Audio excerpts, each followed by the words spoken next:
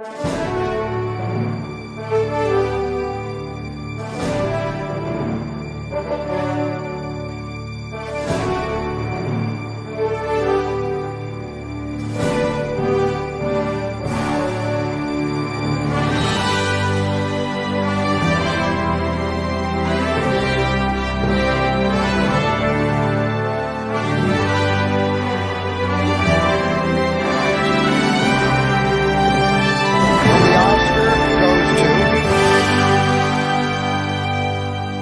Oscar for Best Picture is presented to Braveheart.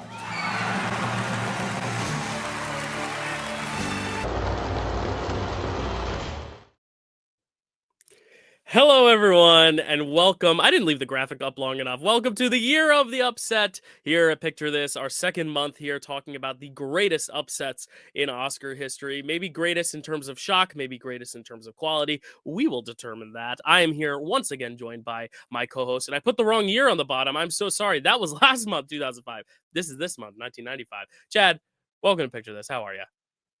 I'm doing great. I got the blazer over the hoodie look, wearing my Harry Potter because of a specific film that we got in the slate that has shares some actors. Oh, okay. I was like, wait, am I missing something?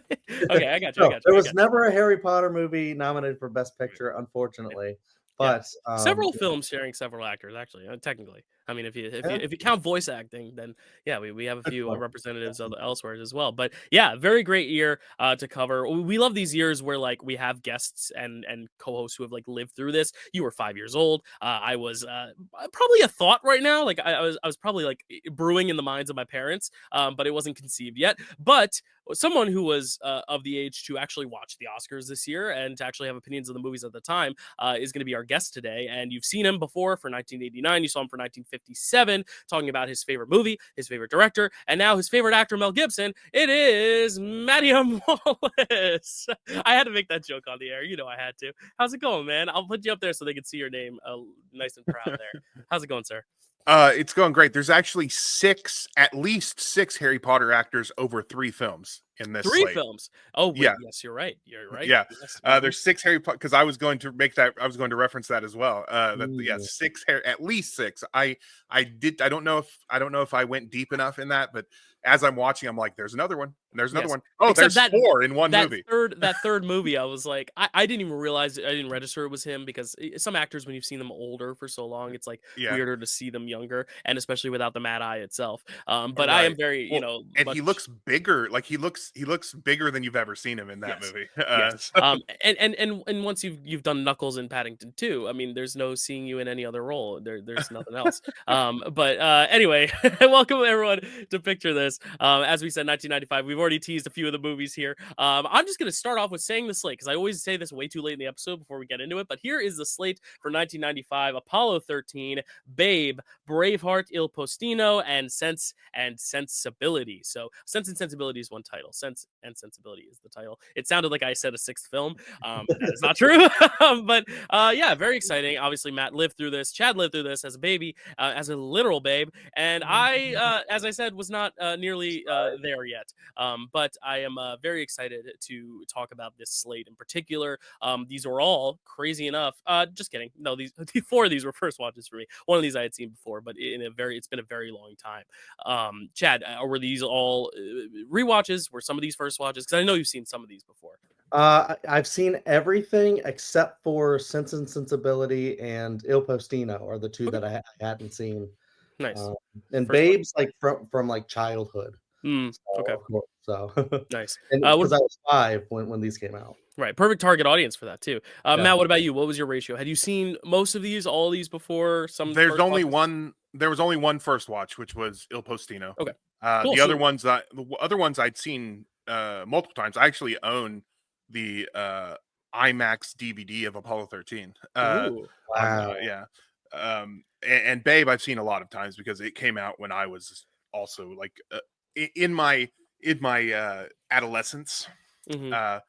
And can we talk about the upset here for a second? Is this a good place? Yeah, I mean, we usually wait till the ceremony itself, but if you want to primer us, because this is the year of the upset, if you want to give like a little bit of a primer for sure. Because here's the thing about it. When you were like 1995, Braveheart upsets Apollo 13.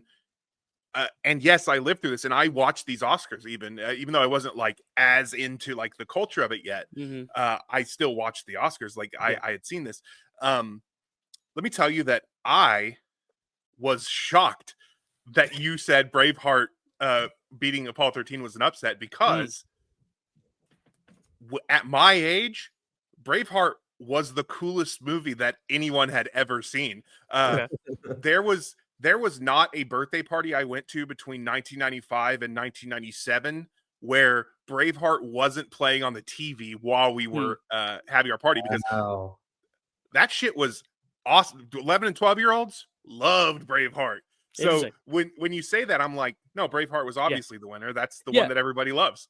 Yeah, well, we'll get into it too, because it's very interesting. Because I think also, we talk a lot about like Best Picture. The curse of Best Picture is if you win, you get a lot of backlash because some people thought you were not deserving. But at this era, I feel like the '90s, especially, if you won Best Picture, you became like ingrained in the film canon. Like Forrest Gump, Titanic, Schindler's List. These movies that are like considered modern American classics. And I think this was like the era where like if you won Best Picture, your name was like engraved in cinema lexicon. And I think that's why it became such a phenomenon in latter years. Because this is one where like growing up on TV, and I know we're kind of segueing into the conversation of the movie. We'll get back around in a sec to the history, but kind of following along this line, like growing up, the two movies that were playing on my TV all the time were Gladiator and Braveheart. Same thing. It's like the dad movie, the big epic. You can put it on, leave it on. It's good background noise, but also good if you want to tune in, but not feeling like you missed a lot if you tune out. Like it was very much that kind of movie for that generation, that era for a long time. And Lord of the Rings a little bit as well. But I think that is kind of what we're seeing at this era, especially to where like, upset. I as well, when I was looking through the biggest upsets in Oscar history, this was on there. And I was like, really? I feel like Braveheart is one of those movies people are like, like Best Picture, Braveheart, like it's a Best Picture winner. But, looking back and actually listening to articles and talking to people, not talking to people of the time, but like listening to what people were talking about at the time and looking at trends and odds, I actually, for the first time ever, put together a chart of the actual betting odds because I was able to find the actual Vegas numbers on the night of the betting odds to win. So it's like really fascinating to see that at the time it was considered such a big upset, because I'm with you. Like it feels like if you look at the slate, everyone's like, Braveheart won. It was probably the front runner to win. It also got the most nominations on the day. It also won Best Director. So like there's certain elements that you'd be like, of course it won. But there are also elements to why some people thought it might not. So it's very cool. It's going to be cool to hear your perspective as someone who like was consciously living through this and who didn't think it was necessarily an upset. Because this is what Stacey said last time as well, is like, she was not necessarily shocked that Crash won. She was upset herself, but she didn't consider it an upset because she thought it was going to win. So it's really interesting to hear like different perspectives of like, what does the industry think is going to win versus what do the people think is going to win versus what do the pundits think is going to win? Because that's kind of what we're living through in modern years as well. Just this variance of opinion. Like, okay, one person's looking at the stats, one person's looking at industry trends, one person's looking at box office and cultural impact, and one's just looking at what does the audience dig, So I think that's kind of a cool 4-quadrant level of looking at it. Yeah. Right. Well, and just a little behind the scenes, not to get back to your last episode, but originally I was going to be on last episode because for 15 years I was Crash deserved to win Best Picture guy until I wasn't anymore.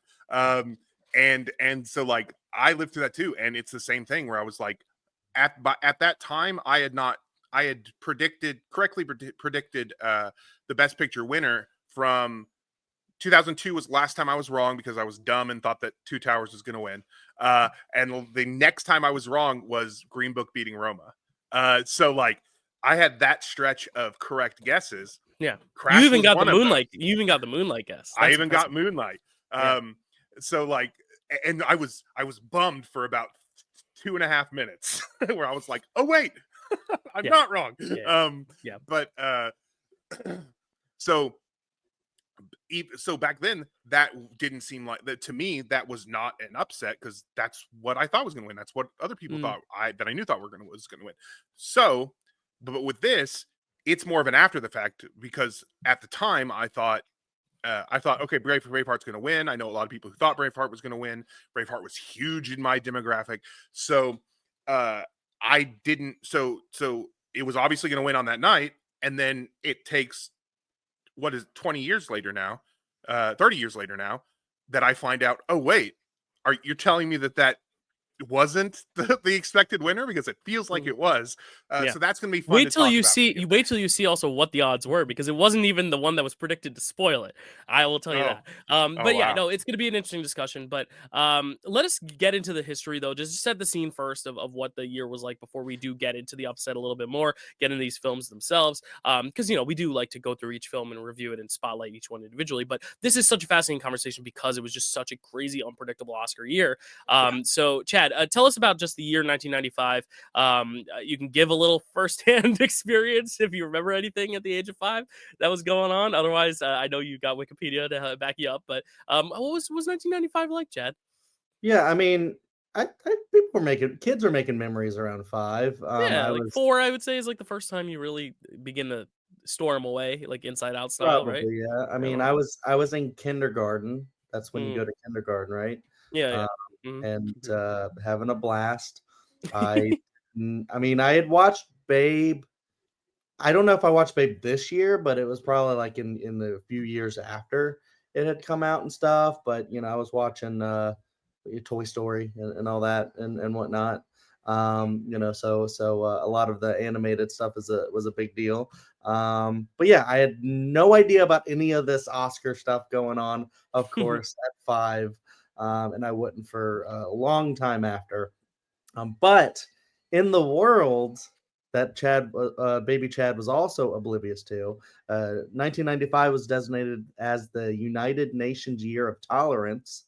Um, this is when the internet is privatized, so marks the beginning of the information age. The World Trade Organization is established. Bill Clinton loans Mexico $20 billion to help them not go into financial crisis. Oh, how things have changed with that relationship, right? Timothy McVeigh bombs the Alfred P. Murrah Federal Building in Oklahoma City. That's like close to home with Matt, I guess, there. Local news. I remember that day very, very well. Sorry, go Mm. on. Yeah. The Unabomber's manifesto was published in the New York Times and the Washington Post. The Million Man March features African American men from across America meant to change the perception of the black male and fight for economic change. The murder trial of O.J. Simpson concludes with a not guilty verdict. Operation Desert Storm ends, and NASA's Galileo uh, probe enters Jupiter's atmosphere. Nice. That's it. Cool. Nice. Love hearing the history there. Really quick, Matt, what was your life like in 1995? Any particular milestones for you? Well, he mentioned a lot of things that I think about when I think about 1995. Mhm. I remember being at school, which a lot of kids a lot of people younger, my age and younger, will remember this because I was in high school when 9/11 happened. Mhm. But a lot of people remember what it felt like on that day. Your teachers pull you into a room, you turn on a TV, you're watching this coverage. It's like this event happened.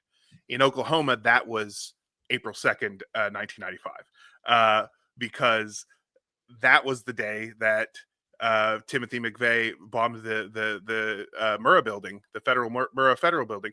We called it the Federal Building back then. Eventually, we started calling it the Murrah Building, but we called it the Federal Building back then for some reason. Anyway, that's the day that he did that, and I remember one of my friends walked up to me and said, "Today at 9:02 a.m., someone blew up the Federal Building in Oklahoma City," and I was like, "Wait, what?" Mm. And then we all came back in from recess, Oh my and God. Yeah. and they like brought in a TV, and we kind of watched some news coverage on it, and they kind of talked to us about what was happening, what terrorism was, because we haven't had that 9/11 primer that most people have with Right. terrorism. So that, yeah, I remember that day very, very well, and I remember when they caught Terry McVeigh and what's his name? Terry Nichols was his accomplice. They don't say that as much, but Timothy McVeigh, because he was in a U-Haul truck and they caught him at in Perry, Oklahoma, which is a place I lived right after. In late 1995, I moved to Perry. Wow. So I lived there too. They caught him in Perry, Oklahoma, and then there was the whole trial. So I remember that whole ordeal very, very well, and and I remember that day, like 9/11 was my second experience with us having to learn about terrorism. Wow, But that's true. Yeah. But yeah, it was very interesting. The O.J. Simpson trial, I remember that. I remember my grandma was very much on the he's innocent side, which is really weird because that's not where most of the world was. But I remember we were all shocked that O.J. Simpson. I was more shocked that the guy from Naked Gun was being charged with murder. I didn't really. It wasn't his football career that I was familiar with. It was like the guy from Naked Gun is on trial for murder. Yeah, that was one of the biggest things of all time. Yes. Yeah, like pop culture. Oh yeah, blending over to real life history. Yeah, crazy. I remember that verdict. And there's a part at the end of the movie, Cable Guy, where they're all waiting for their verdict, and then everybody's TV goes out, and everybody's like, "What happened?"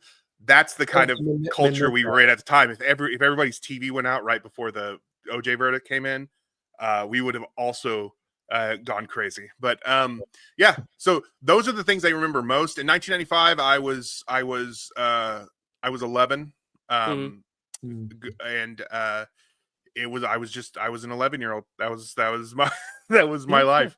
I already loved movies, so I was already into that. Like I said, I watched these Oscars, but yeah, it was mostly it's those historical events that happened that make it, or what I remember about 1985. Yeah, it really puts you in that place. Like you could like transport in a way. Yeah, that's very interesting. Yeah, like and it's sad that like we kind of think of our memories and we use these like benchmarks of like tragedies to kind of place ourselves in history, which is kind of odd. Like I distinctly remember what my 5th grade graduation era was like, because the night of my 5th grade graduation, Michael Jackson died. And like that's kind of one of those weird like things that like I can pull that really tragic thing with that really like specific memory and specific time and place, and then that brought up all these other memories of like, okay, I was here, I was there, I was with these people. Like this is very interesting how like we use tragedy sadly as a way to kind of connect ourselves to time in this weird long lifespan that we can try to chronicle and compartmentalize, which is weird.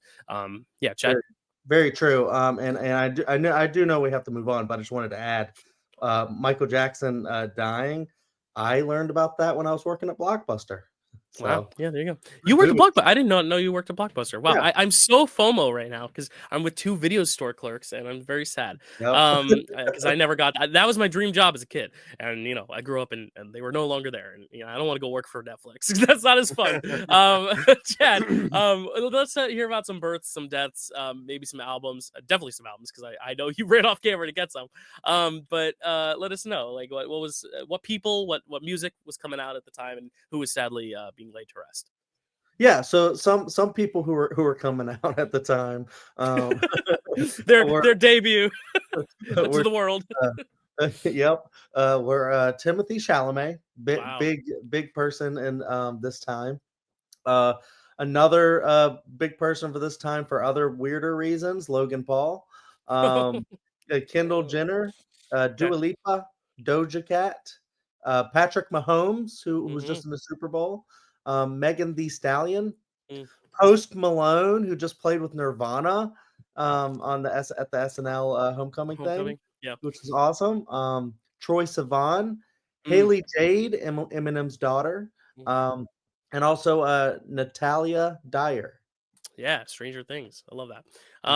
Cool. Chad, any unfortunate passings that year? Yeah. A little more deaths, unfortunately. Selena Quintanilla, just Selena. She was mononymous. So yep. Bob Ross, Eazy-E, Lana Turner, Dean Martin, Jerry Garcia, Mickey Mantle, Burl Ives, who we covered recently on Picture This. Did we give Lana Turner one too for Peyton Place, or no? Did we not?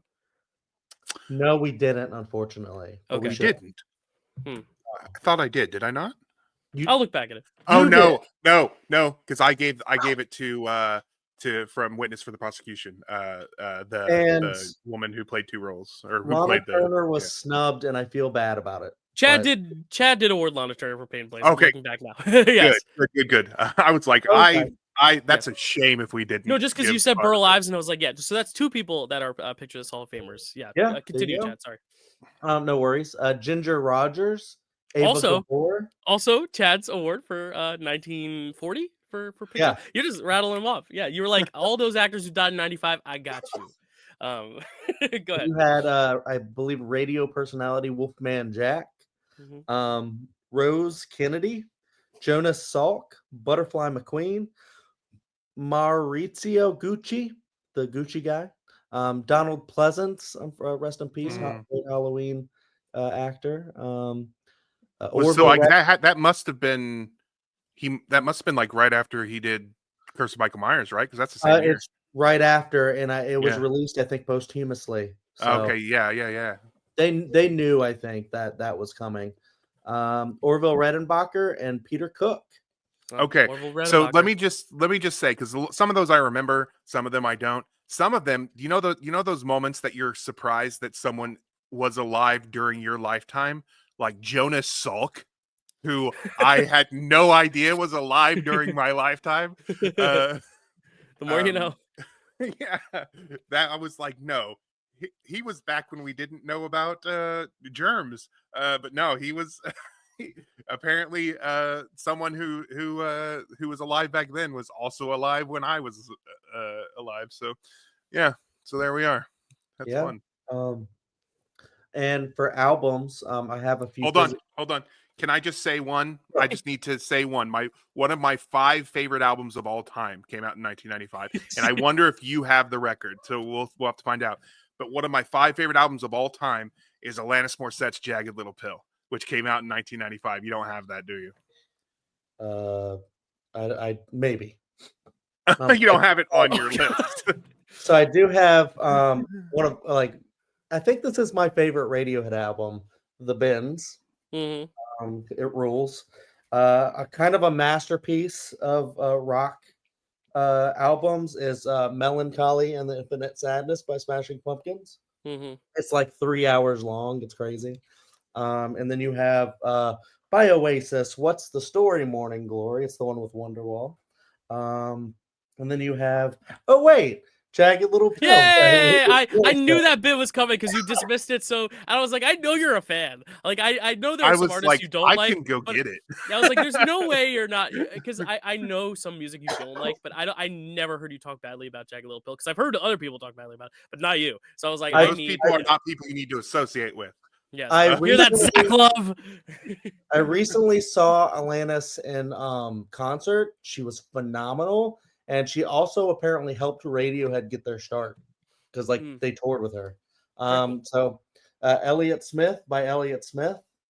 That's all I have physically, but the rest that I have here are Different Class by Pulp, Post by Bjork, Liquid Sword by Jizza and Genius, To Bring You My Love by PJ Harvey, and The Infamous by Mobb Deep. Wowie Zowie by Pavement. Came out in Nice. 1995. Yeah, Wait, I love which one? Wowie Zowie. Oh, Pavement. right. Okay. Nice. And one last birth that I just want to shout out because I do think she could be someday a pickle. It's not. She is a pickle award winner, but someday a picture this selected winner is Iowa Debris, also born in 1995. I just want to give her a shout out. Wow, I missed that. That's okay. I just know there was like a list I looked over earlier, and I was like, I think Io, and I just double checked. Yeah, so I just wanted to give her due because she's a beloved figure of the Dyl Pickle Movie Network. But we've talked a lot about the history, a lot about music, and a lot about births and deaths and all. But let's talk about the movies that died, their best picture chances, if you will, died on Oscar nomination morning when they were not called as one of the best pictures of the year. There are only 5 selections at this time, so there were countless movies that did not get picked. The biggest one I will just kind of shout out amongst all of us, on behalf of all of us, is one that both of you guys I feel like have mentioned already, which is Toy Story. I feel like that's the most influential film of 1995 in a lot of ways. Whether it's your favorite or not, maybe not. There are other great films in 95, but that is like the most notable snub, I would say, even though it wasn't like predicted to get any nominations because it was such a outlier, unique case, and it did win like an honorary Oscar. So it did get its due, but that is one that I wanted to first and foremost shout out, because that's going to be the one that most people are like, how in the world? But only 3 animated movies have. So hopefully that'll change sometime in the future. And its sequel did. So, it's still doing well in terms of Best Picture. But Matt, you are our guest. Any 1995 films that you wanted to highlight that did not make the cut? My favorite Die Hard movie. Well, I think Die Hard's probably my favorite, but I was gonna say my your favorite Die Hard sequel. sequel. Yeah. My favorite Die Hard sequel, Die Hard with a Vengeance. Hell yeah. Batman Forever Mm. is one of my favorite Batman movies, and was the influence for Vera Drew's The People's Joker. She realized she was trans while watching Batman Forever. Now Batman Forever isn't necessarily nominee or like but it's notable. One that is notable and could have been was Seven, which I love. Big snub, yeah. Jumanji, it was also one that I loved, but not really a snub. And I think that is all that I can think of off the top of my head from 1995. Hey, all the top of your head, that's pretty good. I will give a few more shout outs just because I know Chad's going to rattle off a bunch of them too, and I'll save some titles for him. But one of my top 10 favorite movies of all time came out in 1995, so I also have to give its due.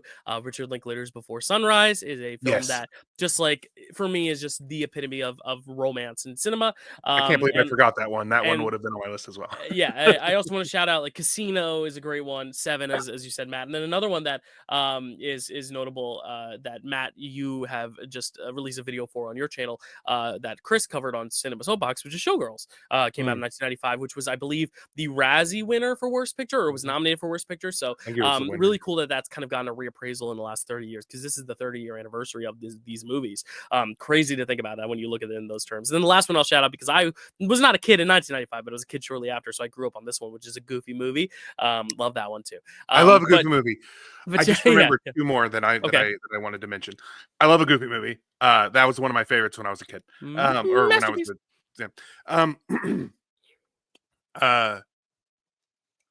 Goldeneye, which is the first time Pierce Brosnan played James Bond, and probably the best Pierce Brosnan James Bond movie. And then the other one I just want to mention, because it's my favorite. It's one of my favorite stumpers on Cinenerdle 2 or whatever that game we play. And that is Hugh Grant in The Englishman Who Went Up a Hill and Came Down a Mountain. Nice. I love that. If you play that as the third X for Hugh Grant, no one knows what's going on. That's a good point. That's a good one. And it's funny because there's a lot of Hugh Grant to pull from this year. So love that. Chad, any other notable 1995 films? And then you could also give your Best Picture worthy films as well. I'm sure there's going to be some that come up that Matt and I are both like, oh, light bulb. But continue, Matt. Chad.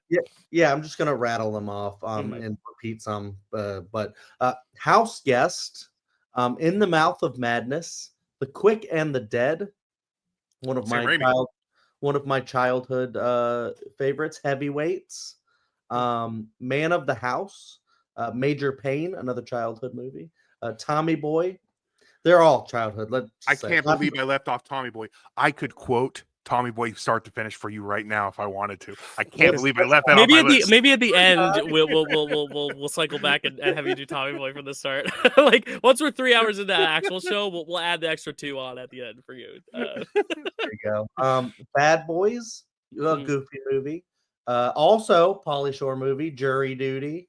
The Basketball Diaries, While You Were Sleeping, Friday. Not Babe, but Gordy. That's funny. I remember that, yeah. That's funny. Die Hard with a Vengeance, Tales from the Hood, a very underrated horror film. Casper, which was, I believe, I like to say, the first movie I ever saw in the theater. Cool. Nice. The Bridges of Madison County, Batman Forever, also my first Batman movie and the one I love. Pocahontas, Leprechaun 3, Mighty Morphin Power Rangers, the movie. That was a big movie for me. The Indian in the Cupboard, Bushwhacked, A Kid in King Arthur's Court, Mortal Kombat. Mortal Kombat. Angus, Hackers, The Usual Suspects. That was a big Oscar player, actually. Yeah, I Um, should have mentioned that. Yeah. Empire Records, Seven, Showgirls, The Big Green. Also mentioned Halloween, The Curse of Michael Myers, Get Shorty, Mallrats, Now and Then, Powder, Vampire in Brooklyn, Ace Ventura, When Nature Calls, The American President, Goldeneye, Casino, Heat, Jumanji, Balto, Dracula, Dead and Loving It, Grumpier Old Men, Tom and Huck, Four Rooms, Mr. Holland's Opus, and my best picture worthy. Of course, sometimes I always throw one that people go like, "What?" Is Billy it Madison. Billy Madison? Yeah. Is one of my big favorite movies of all time. Before Sunrise, that's my favorite of that trilogy. I love it so much. Toy Story, Clueless, Leaving Las Vegas, and 12 Monkeys. This is why you don't do that off the top of your head, because there's so many that I should have mentioned. Clueless, I was in love with Alicia Silverstone. I watched that. I wore that VHS out. Casper, I was in love with Christina Ricci. I wore that VHS tape out. A fun fact: Pauly Shore is not credited in a Goofy movie. Right. Yeah. I was always like, and I was one of the weird kids who watched the credits. So I was like, wait, Pauly Shore isn't listed. Are we sure that's Pauly Shore? That has to be Pauly Shore. And it's not until the internet really got going that I was able to confirm that it was Pauly Shore. Yeah, there was a lot in there that I absolutely love. I can't believe I forgot Mallrats. I can't believe I forgot Empire Records, Open Till Midnight. I can't believe I forgot most of those.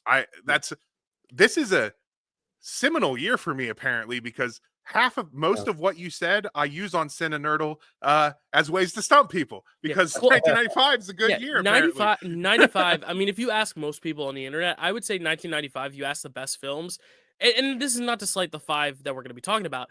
I would say these 5 movies that we're going to cover today, a few of them might pop up a few times, but I think most people are going Toy Story. Most people are going Usual Suspects, Clueless, Casino, Heat, Seven, all these movies that feel like these like monumental 90s films that didn't get nominated. It just goes to show how stacked the year was, and that industry and pop culture just don't always align. But that's also why it's so interesting, because you can kind of get a taste of like what were the prestige pictures versus what was like the actual like cultural ones that shape society. Like The Shining was panned when it came out, but it ends up being the most influential film in 1980 that isn't a Star Wars movie. So I think that's like kind of, you know, the idea, especially the 90s, because I feel like a lot of the movies that get nominated for Best Picture, these big sweeping dramas, epics, historical movies, got a similar feel to them. But like genre films especially, or like kind of edgier movies like Seven even, or Usual Suspects that had a little bit of an edge to them, I think those are the movies that have held up best from the 90s for good reason. But I think it's a cool conversation either way, the ones that get snubbed versus the ones that make it. Yeah, I think it's cool when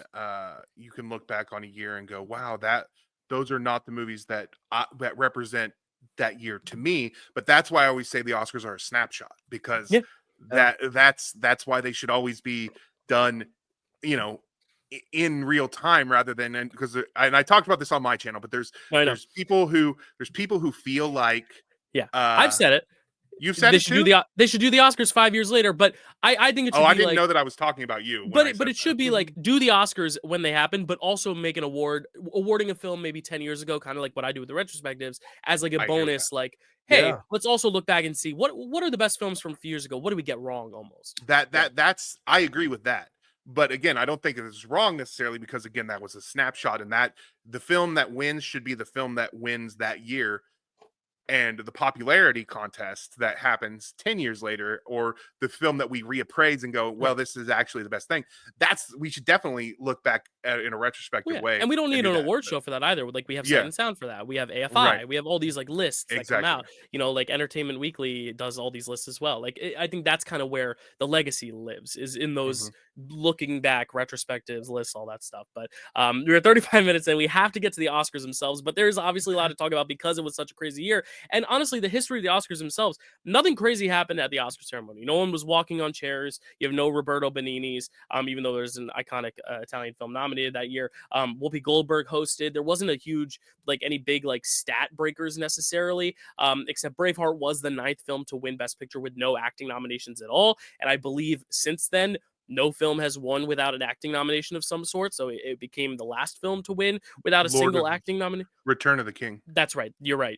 But Return of the King, the first movie in that trilogy, had Ian McKellen nominated, so at Yeah. least there was an actor in that franchise. So that's a little bit of an asterisk. But yes, Return of the King is the last. But like, really crazy. Also, I believe Lord of the Rings got a SAG nomination for ensemble, which kind of like counts at the stat for like, okay, like that was not represented. There was Braveheart wasn't even represented at SAG either. But anyway, my point I is that hate- it was. Yeah, go ahead. Oh, sorry. I hate to keep poking holes in this, but Parasite also.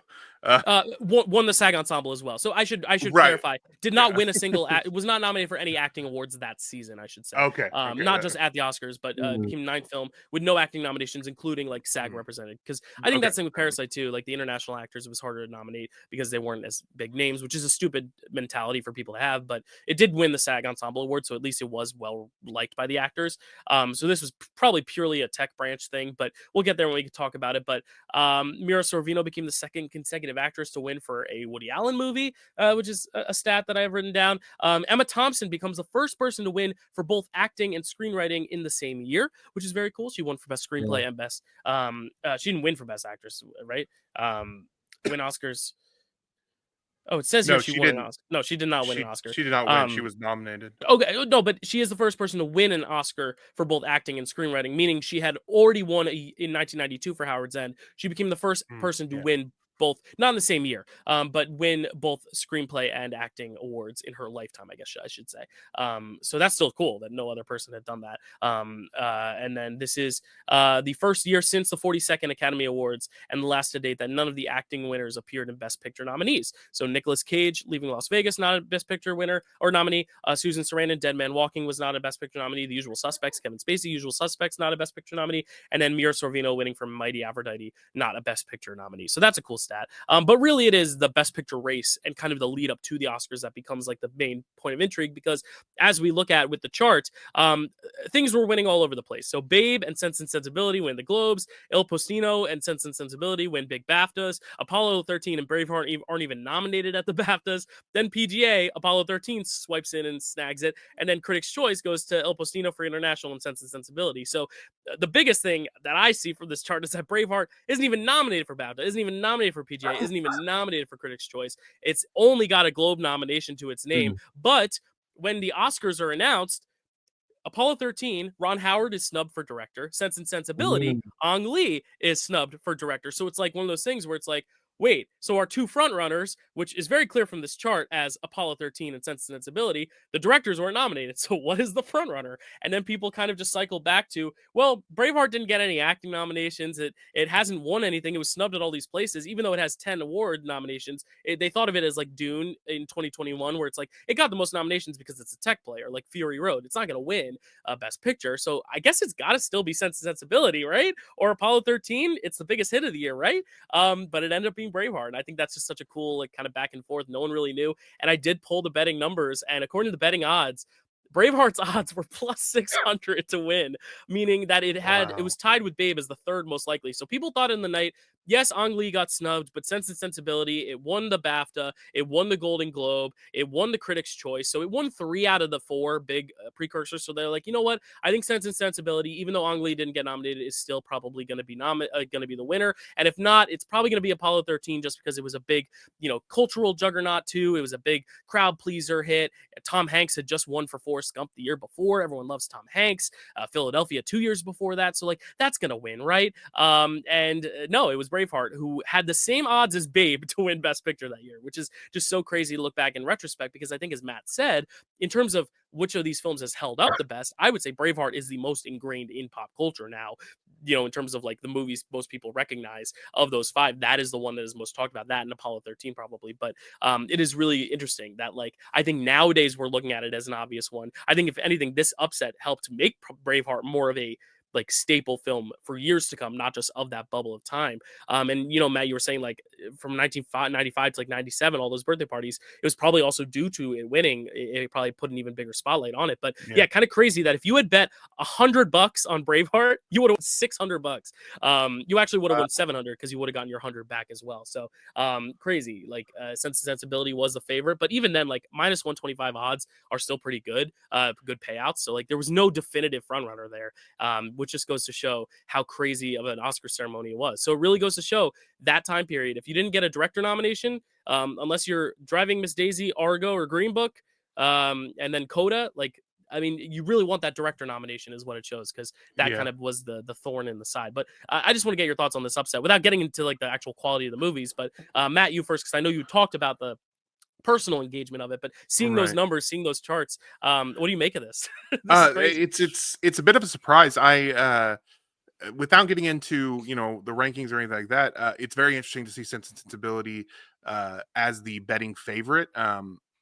Because again, I thought I only found out about the upset this year, like recently. So when I'm looking at it and I'm like, okay, so Apollo 13 was the one that it upset, and I'm looking at Sensibility up there. I'm like, oh, okay, that's pretty cool actually. Like that it wasn't necessarily Braveheart or Apollo 13. It was Sensibility. I will say, in terms of culture, I would agree that especially at the time, culturally, Braveheart was probably the most ingrained in our culture. I will say that 3 of these have a quote in them that is still quoted to this day and has put them all 3 in our lexicon, basically. But so I think that I think 3 of them are very culturally relevant now. But I would say Braveheart, as far as the film itself, definitely I agree with that. It's probably the one that has sustained culturally. Yeah, Chad, what do you think of this upset? The fact that Braveheart doesn't get a single BAFTA, PGA, or Critics' Choice nom, Sensibility wins a bunch. The odds are against Braveheart, but it still wins. Anything to make of that chart? Yeah, I mean it's wild just like thinking about that, because like predicting awards today, it's like you would not be predicting Braveheart. So I could totally see that. Although we've seen like the culture kind of change around that film to where it is one that I would look back and go, wait, what? Braveheart wasn't the favorite to win. That's like the most culturally like, relevant. But honestly, thinking back, maybe at that time, I feel like, big like kind of costume dramas like Sense and Sensibility were kind of like the Marvel movie of that day, where it's like people are really excited to go see those because those were the big, the big dramas. And I know and they're based on books that people love too. Like people loved reading those books. Yeah, exactly. I know Braveheart's a big drama too, but it's more actiony and stuff like that. So I don't know. I don't know like what the consensus is like around the time as far as like the sensibilities of the time for those different kind of genres. But it's interesting too to like look at today, not to get too much into like 2024 Oscars, but like I'm like sitting here thinking about like, if only we had known that Mel Gibson was an asshole then, around Braveheart time, it could have been like sort of like a Gascon kind of thing of today. So I'm just kind of like interested on that parallel as far as like one today being nominated that's like having given like so many nominations that might not win anything or might just win one thing. It's just really interesting kind of like reverse like parallel thing. I don't know why I like put those two together. No, well, because it's always interesting when you have like some controversial people running, because this is also a year where the supporting actor is a controversial not acting winner, because his performance in Usual Suspects is phenomenal. My favorite performance in that person, but that person wins. A few years later, obviously Harvey Weinstein wins for Shakespeare in Love. This year also, I mean, El Postino, we'll talk about how that got the nomination. It's largely because of Harvey Weinstein that El Postino gets nominated. So like he was the producer by it. Like, because I mean, how many other international films were getting nominated at that time? We wouldn't see until the 2000s where it would really become Right. a very mainstay thing with Crouching Tiger, Hidden Dragon, and moving on through that. But also looking at just the box office of the year, I mean, Matt's favorite Die Hard sequel is the #1 grossing movie of that year. Toy Story's #2, but #3 is Apollo 13. So you also have Apollo 13, despite being the runner-up. The reason it was probably the runner-up and some people's favorite is because it was also a very big cultural movie as well. Braveheart isn't even one of the top 10 highest grossing movies that year, but Apollo 13 is #3. It was a huge hit, and as we saw, especially this era, the 90s, look at Forrest Gump, a huge cultural hit. Look at Schindler's List, made a lot of money. You know, like a lot of movies at this era are like being awarded for being these big blockbusters. We'd see it also continue with Titanic as well. So I think that's also another thing that to look at is like if Apollo 13 got that director nomination, I don't see how you don't predict it. But I think just not getting the director nominee, everyone was like, what's going to win? Like, is it going to be Braveheart? It has the most nominations. And then I think it's one of those things where as the ceremony was going on, once Mel Gibson won director, I think that was probably when people were like, oh, okay, it's going to win I, best picture. Like, I don't think it was a surprise once it was announced, but I think going into the night, it would have been a surprise if you had just told people, oh, Braveheart's going to win tonight. They would have been like, really? But I think when you're watching the ceremony, because I did watch the ceremony, once you watch it unfold, it becomes a little clearer as Mel Gibson comes up to get director. You're like, oh, I think it's going to win best picture. Like, it has that vibe, kind of like with Parasite when it won, like Bong Joon-ho kept going up there and you're like, I think this is going to win best picture because it wasn't predicted. 1917 was predicted. So it was like, wow, that was incredible. So you know, like that, I think that was kind of the thing. I know Matt probably predicted Parasite, but no, it was one of those things where the betting odds were very against Parasite, but as the night was going on, it was very clear Parasite was going to win based on the other awards it was winning that night. So yeah, very cool. yeah. I feel like, you know, Braveheart has those Dances with Wolves vibes where it's Yeah. like the big star is also the director and That was stuff. another thing that was popular at the time too. Yeah, the Yeah, director turned but stars. Same with Robert Redford for Ordinary People. Yeah. Dances with exactly. Wolves. But thinking about it, like, you know, just like hearing that Ron Howard did not get a nomination for Apollo 13 is as mind blowing as people were shocked when Denis Villeneuve didn't get nominated for Dune. And it's like, what? What are you guys doing? This is well, crazy. you know what? I think this might be a good time to actually get into the films and talk about Yeah. them because the first film we do have to talk about is Apollo 13. So I think this is a good segue because this is the one that I think if you were to like put on paper, okay, Braveheart was the upset. They're like, oh, what did people consider the front runner? People are probably going to say Apollo 13. That's actually what I kind of pitched this show as is, oh, the year that Braveheart upset Apollo 13 until I looked at the betting odds and I was like, oh, Apollo 13 wasn't even the favorite. But regardless, Apollo 13, big movie of that era, big movie still. Matt said it. One of its quotes is quoted today, almost every day by someone in the world. So Chad, tell us about Apollo 13. Absolutely. Apollo 13, directed by Ron Howard, written by William Broyles Jr. and Al Reinert. Cinematography by Dean Cundy. Music by James Horner. Starring Tom Hanks, Bill Paxton, Kevin Bacon, Gary Sinise, Ed Harris, Clint Howard, his Ron's brother, Kathleen Quinlan, Gene Spiegel Howard, Rance Howard. I think he put his whole family in this. Chris Ellis, Joe Spano, and Mark McClure. Synopsis: a mission to the moon becomes a harrowing tale of survival when the spacecraft malfunctions. Based on a novel, Lost Moon by Jim Lovell and Jeffrey Kluger. Sweet. Okay. So Chad, you were bringing up you couldn't believe Ron Howard got snubbed for this. What are your thoughts though on Apollo 13, Chad? I believe you both had seen this movie before, correct? Yes. All right. Yeah. So this was a first watch for me. So I'm curious to hear what you Mhm. guys think about this one. Yeah. That's I don't know why that's surprising. I'm like, you know, the kind of the big like epic movies. I feel like Dylan's seen all of them, but that's not true. But yeah, Apollo 13. Yeah, I mean, of course I didn't see this when I was 5, but I saw it like, you know, a good while later and I rewatched it for this and I just think it's really, really great. I really like space movies, I guess. And this is like one where they're going on a mission. They're all like really excited to go on the mission, except especially Tom Hanks's character.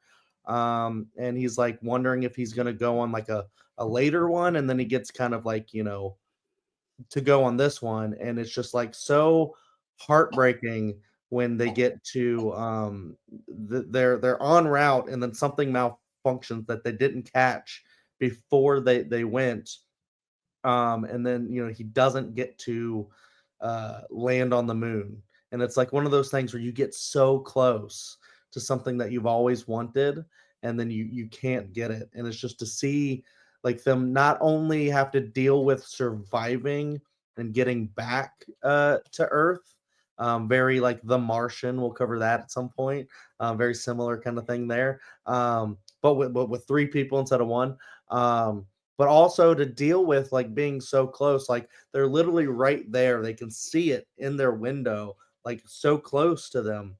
And they're like, hey, that's where we would have landed. Hey, and stuff, and they just can't get there.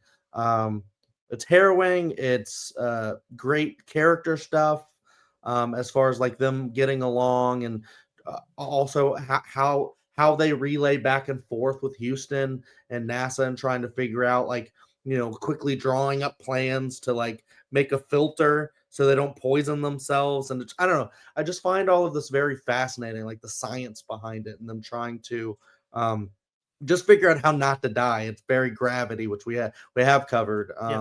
And so, I just love movies like this where it's like, it's great character work. It's just great, like action adventure, kind of stuff. Also the idea that they had already gone to the moon, like before that, like in 69. So it was like, Yeah, this wasn't like the first mission. yeah, it wasn't the Nice. first one. I'm sorry. You said 69. 69. 69, dude. Legally, I have to say nice. I'm sorry. Yeah, he's legally controlled. He has a guy off camera with a gun already. Just like, so you better say it. Yeah. It wasn't the first. So even then, when they're like going on the thing, they're all assuming that the whole world's watching them, and then they're just like, no one cares about this new mission. We're not even showing it on cable. We'll tell them when they get back. It's not only until they're in like crazy danger that the whole world is paying attention. And it's like we were talking about earlier, we're like, we only care about like the tragedy and the crazy shit that's happening. And that's how we remember 1995.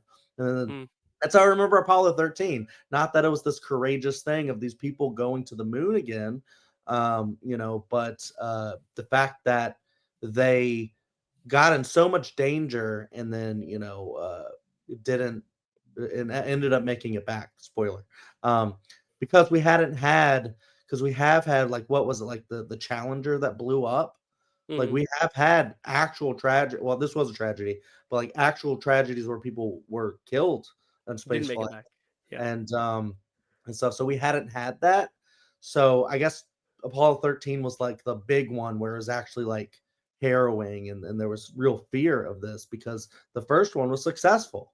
So, or if you don't believe this, it's conspiracy theories. Yeah, it is funny though that you say that, like, oh, and they made it back, and like we know it, it's history. But there is that one that blew up. The funny thing is that watching this as a first time viewer, I was watching with my mom, and I turned around, I was like, is this the one where they all die? Because and I was like, don't tell me, because in my brain I knew about the Challenger, like I just Yeah. know about the Challenger, but I didn't remember the name of it. So I was like, is that Apollo 13, the one where everyone died? And that's where I thought this was going. And I was like, this is really effed up. And I was like, this is like an Oscar bait Ron Howard movie, like Tom Hanks. This doesn't feel like the movie where they would all die. But I was like, I think it's going there. And then it doesn't. I'm like, oh, of course. Yeah, it's. I almost like roll my eyes. I was like, of course they're fine. It's Big a cheer-worthy mid '90s. and- Yeah, it's a big mid '90s drama with the score by James Horner. There's no way they died. And Harris is like, Even though Titanic, James Horner scored and they all died. But no, but it's like one of those things though where I was watching it and I was like, there's no way a movie that is like this, like much swinging for like the heartstrings, like I was like, there's no way they die. But there was that split second where like the TV goes out where I was like, they fucking died. And then I was like, wait, no, this pause is silly so they can give you that last oomph of no, they're the parachute, which I think is just cheesy, and I roll my eyes, but it's like charmingly cheesy. But it is one of those things where the whole time I was watching it, I was like, is this the movie where they all die? Like I think that's honestly what made it an engaging first watch. I'm very curious though on rewatch, but you guys both rewatch it, so like I'm gonna get that perspective now. But like I think now every time I rewatch it, it will not necessarily hold the same weight because of that. But I think that's what's cool about like historical dramas.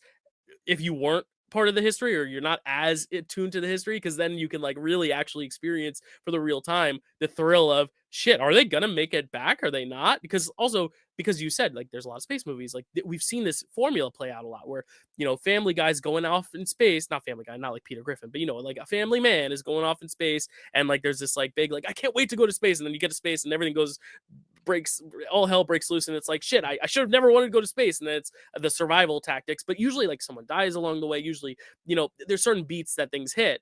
But like knowing this is like one of the first ones of its kind, it was cool to see it is essentially establish some of those cliches, even though because I've seen so many space movies, because we've already covered some, even movies that aren't space related, but literally movies where Tom Hanks is in a dangerous vessel on life or death situations and survives because he's rescued. Captain Phillips, another one of my favorite movies. You know, like I feel like I've seen so many movies like this to where I was not as like blown away by some of the cliches because they felt like cliches, but I have to always remind myself this is one of the first. So it's like I got to take that. But I also like that I didn't know what was going to happen to these guys because it made it, I think, more enthralling. But Well, Matt, now- what do you think? Oh, sorry. Go ahead. Well, I was just gonna say, now you're making me think about like if one of them had died and then there's just like a corpse like floating by them. Well, yeah, because I didn't know with that and Yeah. stuff, and I'm just like, whoa. But no, I liked how they just had like the different like dynamics where they all didn't really like each other that much, and then they had to overcome those obstacles. But yeah, sorry, Matt. Yeah, no, Oh, Matt, go no, ahead. no, you're all right. It's interesting because you mentioned a lot of things I was going to mention in mine, Sorry. but from it, no, it's perfect because from another, the opposite perspective, the other side, I had a lot of the same feelings, but I was alive when the Challenger blew up. So like that was always like in my mind as far as when it comes to space travel. I'm terrified of the idea of space travel. Number one, I'm claustrophobic. So the idea of being trapped in a place and I can't leave it is terrifying to me. Yeah, it's not like a plane where you're gonna land within the day. You know, it's like space. It's or if prolonged. something goes wrong, there is the ability for me to leave the plane and potentially survive. That's not the case in space travel. So like plus the vastness of space, that if I were able to get out of it and survive, that's why Gravity was my favorite movie of that year, and it's because of that, the literal sheer terror of that idea. And the fact that George Clooney drifted into space and he's just like, whatever. Yeah. Oh. Yeah. Clooney. I love that movie, but we're going to talk about that movie. We're talking about this movie. So space movies, realistic space movies, always will kind of terrify me a little bit. Yeah. And I knew about the Challenger, so in my mind, the first time I'm watching this, I have no idea if these people survive. If you watch the opening credits, you know that they're going to survive because it says based on the book Lost Moon by Jim Lovell. See, I didn't put together that was the name of Tom Hanks' character. I'm not smart, Matt. He's not a smart man, but he knows who love is. Right, yeah. I was trying to figure out the quote. You'd think I watched that quote like literally 6 times a day. You would think I would know what that quote was. Yeah, the Forrest Gump quote. Like, I'm not stupid, but I'm not dumb or whatever. But I know what love is. Yeah, that is. I know what love is. Yeah, I hate to keep talking about this game, but that's one of my, at the end of the game where you can say good game or whatever on Sin and Nerdle. That's one of my things is I'm not a smart man. I know what love is. You guys have heard us talk about Sin and Nerdle. Get on Sin and Nerdle. It's freaking awesome. Go to Carson Runquist's YouTube channel as well. He's the one who kind of got the internet started on it. It's great. But yeah, Matt, continue. Sorry. Sorry. When I lose, that's the one I use when I say I'm not a smart man. Anyway, so Challenger is on my mind. I'm watching this movie. I have no idea if they're going to survive because I didn't see the part at the beginning where it said Jim Lovell survives.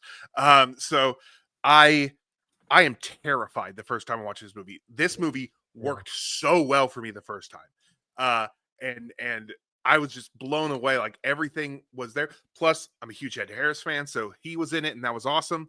I'm a huge Gary Sinise fan. He was in it. That's awesome. There was Tom Hanks, of course. Kevin Bacon. He was. I used to watch Footloose like weekly, so he was in it. And that was awesome. Tombstone. I used to watch that weekly, and Wild Bill Paxton is in it, and that was awesome. Anyway, so this movie really worked for me the first time back in 1995. Man, did this movie work for me because everything that it needed to happen was true. I was nervous. I didn't know what was going to happen. The idea of people dying in space was in my mind. But the Challenger happened so quick. This is prolonged, and it's like, oh God, you get to watch these people and see what happens. And then once it gets like, at first it's like, okay, we can figure this out. Once it gets to the point where they have everything shut off and they're just like basically freezing to death in that thing. It reminds me of the movie Alive, which which another movie, what was that movie? Society of the Snow remade. Society of the Snow was also about the same story. There's a movie Alive that came out back then, where people are just like freezing death, and at some point it's just like there's something very harrowing about watching people go through that, because it's a very slow thing and they are not comfortable. And so like that whole thing. So this movie works really well for me. On rewatch, I know they're gonna live. It doesn't have the same impact. That doesn't make it not a good movie. I think that rewatchability does not a great movie make. I think that a movie that can surprise you or can make you feel an emotion the first time is what makes a movie really great, especially if they earn it honestly. They're not, and this movie isn't trying to manipulate you into feeling this way. It's setting it up to make you feel all these emotions, and you do feel them if you again didn't read the little thing at the beginning that said based on the book by the main character. But that doesn't mean the other two don't survive too. There are moments too where I was like, is one of them, because I feel one of them gets like almost, I want to say it's Kevin Bacon gets a little spaced out at times. Wrong choice of words, but he kind of gets a little spacey, and like I was worrying that he was just like dying because he like was a little discombobulated type deal. He was kind of. Like I and that's the scary thing. Chad mentioned, like, are they just gonna have him on board? Like I think that adds another obstacle too, because it's like, and I feel like I've seen survival movies like that where like there's just like some dead passenger with it. It's harrowing and it's haunting, but that I feel like that happens a lot. Even George Clooney, he drifted off, but that's another one where like another character dies, even though Sandra Bullock makes it out. And they find the body in space, I think, there too. Yeah. Do they find the body in space on his? I was gonna say I don't remember if it's like a very Jaws moment. I feel like when the corpse just pops out. Oh yeah. Okay, so I would like to talk briefly about the iconic line. Yes. Houston, we have a problem. Now, this was this is going to require, or this has a little bit of I was alive and conscious during this time to tell you that line was already famous before this movie. However, it is a all-time famous misquote because the actual thing that happens in there, because you can go listen to recordings. I had heard a recording before. The actual you thing mean the movie is misquoting, or people misquote the movie? Yeah, people misquoted it before the movie happened. Oh, okay, and then the movie misquotes it. Okay, so what people, the Houston, we have a problem, is the quote from the movie. Is the quote from the movie. That is a misquote. Gotcha. The actual what actually happens is Jack Swigert says, Houston, we've had a problem here. Houston says, what? And then Jim Lovell says, Houston, we've had a problem. Not Houston, we have a problem. Use Houston, we've had a problem. Houston, we've had a problem. However, it became so ingrained in our culture as Houston, we have a problem, that I think, even though it's less historically accurate, it's better that they did the misquote in this movie. Because if they had done it the other way, it's like when you go to a concert or watch a live performance and they don't do your favorite they don't do your favorite part the exact way you like your favorite part to happen. That's how it would feel if you're watching this movie and it's like, he said it, but did he say it? Like, that's how it feels. So I think it's the right move to use the misquote in here because it's so ingrained in our culture. And now, even to this day, when someone says that, we do still think back to this movie, even though obviously it originated before this movie. But I think that's very interesting. Yeah, and I wonder if real people have actually used that in real life now too. If they're ever called, like, Houston, we have a problem. Like, they're like, oh shit, here we go again. It's like, how else do you say it? We have a circumstance. Like, Texas, we have a circumstance. My friend down south, we have an issue. I do want to mention, because it's interesting, like you guys talking about, because Dylan hasn't rewatched it, so he just assumes it could play well on rewatch for me. Yeah, right. So you assume that it might not, but you also accept that maybe it could. But Matt has the lived experience of rewatching it, and living his truth, saying his truth, is that it just doesn't have the same effect upon. I still think it's a good movie, but it just doesn't have the same effect. Yeah, for me, I don't really remember my like first watch of it that much, and I don't remember if I knew or not if they survived. So for me, I don't even know if like I rewatched it, like a couple years down the road again from now, if it would have a little bit of a lesser thing. Because Mhm. like for me, I guess I just don't really care. I mean, I care that they survive, but I don't Sure. care That you about know. knowing or not. Yeah. Because for me, I think it's like more about the journey than it is about what actually happens at the very, very end. Although I can see like there being an added like, oh my God, what's gonna happen here? Like if you don't know. Mhm. Um, so I could totally see that like from both kind of perspectives. And I agree. I think we're all saying that it doesn't affect the quality of the movie overall. But your enjoyment, which is separate from like the quality of, I mean, it's tied to it, but it's also kind of separate. Enjoyment of the movie might be a little bit muted because you do know what ultimately is going to happen. So a Mhm. little bit of that like edge of your seat, like, oh my God, I still get that though. So like I Right. knew that they're all gonna survive, but I still got that like, whoa, like this is like Mhm. everything looks so good. It's like, just the idea that at any time it could have, like things are exploding in there. If like, they any hole would have happened in the thing, they all would have been sucked out or something immediately. Just thinking about anything that could, like all the stuff that Matt was talking about, where he's like, I'm claustrophobic. It's like just even I will be at my desk, watching videos of from Brian Cox talking about space and like just the vastness and infinity of space. And I will sit here and like think about like how big it actually is and how insignificant we really are, in just the grand scheme of the cosmos. And I just like I have to like, grasp something to not freak out because I'm just like just thinking about like just how crazy that is. So I don't know. I think about stuff like that when I'm watching this movie, and it just it makes me scared and stuff. Yeah, So yeah, it's very existential. Like it really makes you think about your place in the circumstance. It's a good movie that you can actually like. I love movies where you can insert yourself into it in terms of the circumstances more so even than the characters. Like this is how I would react in this circumstance versus this is how I would behave in that character's point of yeah, view. It's very interesting in that and way. and that's also kind of why Gravity's even more harrowing because she's outside of the ship. And Right. it's The like, vastness of space, man. Yeah. Um, I will say that number one, you're referring to the British physicist Brian Cox, yes, uh, not who the who actor, is very entertaining to listen to, but can scare the shit out of you. and The other and one is very entertaining to listen to. Can scare the shit out of you because and he's I a good think they actor. know each other. I think the Brian Coxes know each other. I hope they know each That, other. yeah. But I will say this because now that I'm thinking about it a little bit more, the as far as the emotions that it brings out in me, I would say that they're different on rewatch. That may be the thing that I really mean is because I don't feel as nervous about them because I know what happens. However, one thing that I notice on rewatch, especially because I haven't seen it in a while, I've seen it several times, but I haven't seen it in a long time.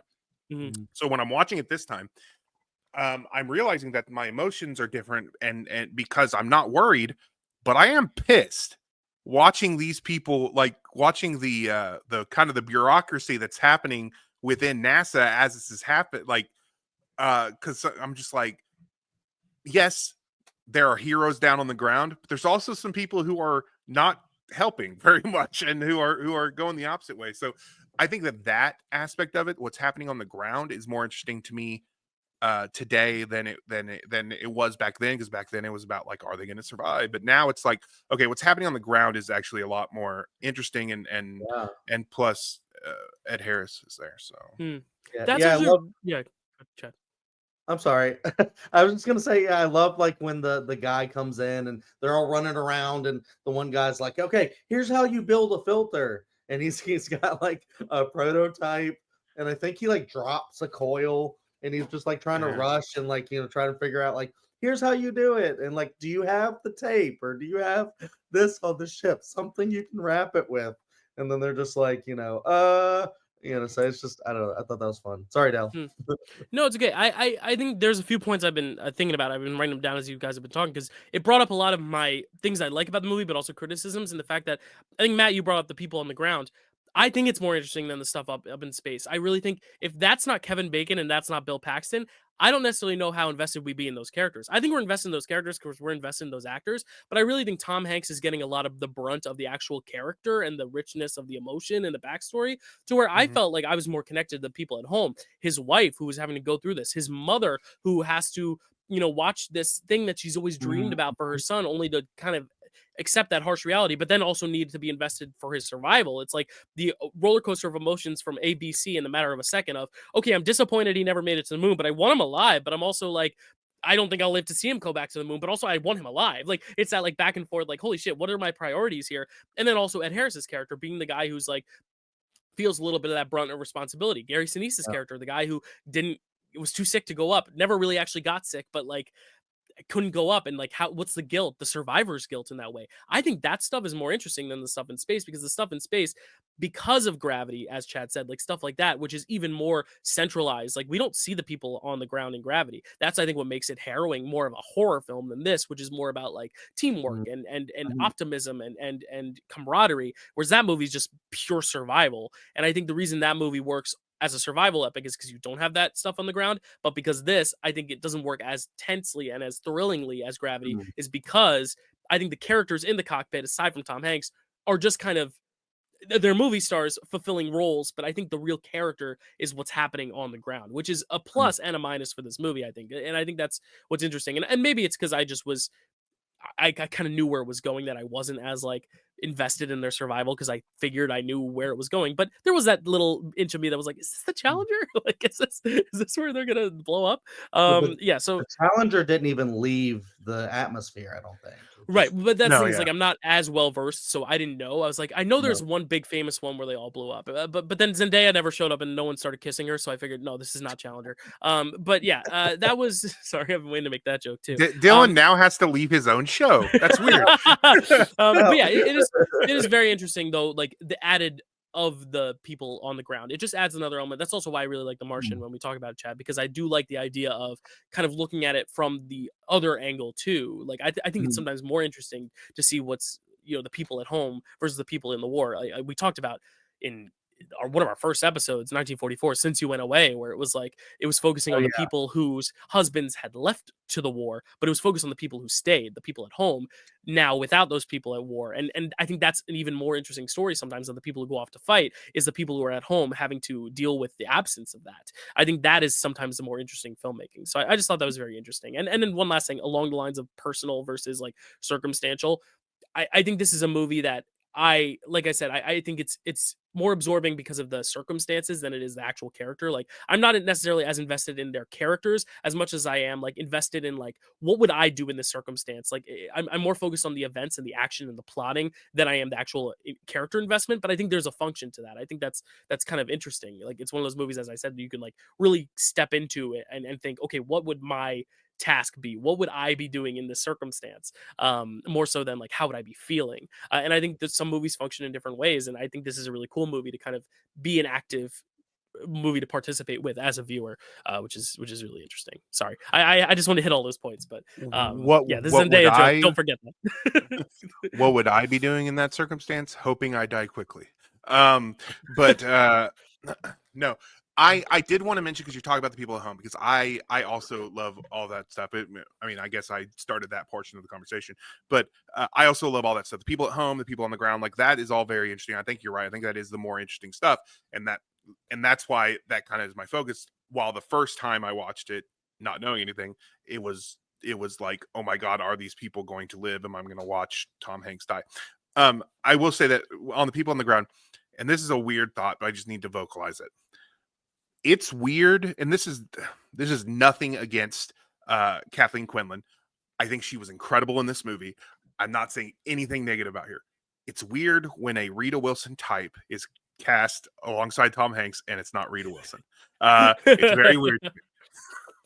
It's Hey, kind of as a like type, maybe that's it- what enforced his type. Maybe he saw that and was like, "This is the kind of woman I want." Or was he it's already kind married of her at like this point? he was already, I think, yeah, he was Okay. already married to her at that point. Never mind. Um, it's Yeah, kind of like if 1988. you're, You're right. it's kind of a like if you're watching a movie, a love story across generations, and it's not Robin Wright beside Tom Hanks. Like that's how it feels. A Rita Wilson type, but it's not Rita Wilson. That was weird. She was great, but when I first saw it, I actually thought it was Rita Wilson in my mind before I started watching. I was like, okay, his wife is Rita Wilson, and it was not Rita Wilson. I was like, but she's so much like Rita Wilson. It's weird. Mhm. Yeah. It's like when Anyway. Zendaya is kissing a bunch of skinny white boys like Timothy Chalamet and Josh O'Connor and Mike Weiss, and it's like, no, it's not Tom Holland though. That's your boo. Like, I get that. Yeah, I That's get that. two Zendaya references. Let's see how many we can rack up by the end. Oh, I'll keep trying. I'll keep trying. I actually have one for Il Postino. I got ready to go. So, Oh, nice. yeah. Chad, go ahead. Yeah. No, I mean, I like hearing your guys' perspectives about like, on the ground is more interesting. I do come at it from like a different perspective, but like I like that because I did find a lot of that stuff like very fascinating. Like I think Ed Harris was like one of like the most like interesting characters. I loved his whole success thing, like at the end when he's just like, yes, like we saved Oh, them, or we helped save them and they helped save themselves, kind of a deal, and all that. But yeah, I find like the editing like between the two things worked for me a lot because I like the on the ground stuff, and I think it works so well when yeah. that like the communication issues, and they're like, we have to shut ourselves off, or you have to shut yourself off like to conserve power and energy and all that, for a little bit, and trying to like figure out that stuff. So like the lack of communication and the communication and all that stuff.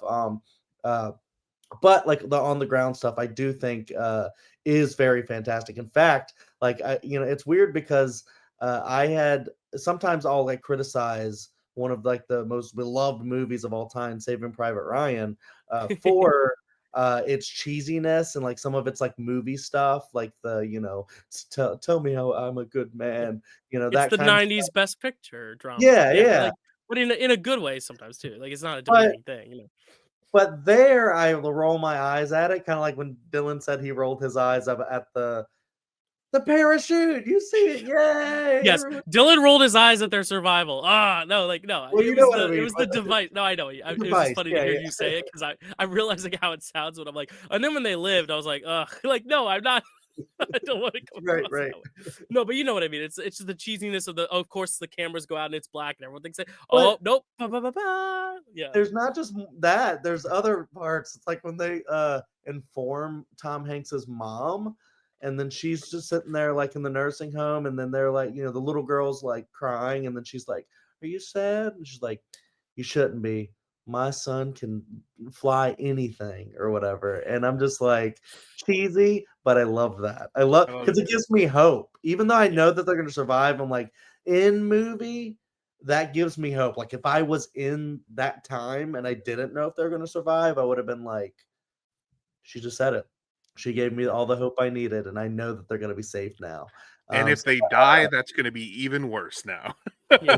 Well, that's the thing. That's why I thought all the right. cheesiness was building to that. Because I'm like, this either ends the way every '90s Ron Howard adventure survival epic with starring Tom Hanks could end, with like a very triumphant finish, or this could totally subvert my expectations, and that's why I'm like, why didn't this win Best Picture? And Mm. I think there's a thing like the '90s. It's just there's that common style, but it's also something that is there's a reason all these movies get nominated for Best Picture because they have this like almost fuzzy kind of warm hug feeling to them, where it's like, yes, these are very tragic circumstances and disaster set circumstances, but there's something so like it just makes you want to hug someone when you hear the music and the score and the triumph of it all, even though it is like a lot, but it is You, emotional. It you works. had, It's a good device.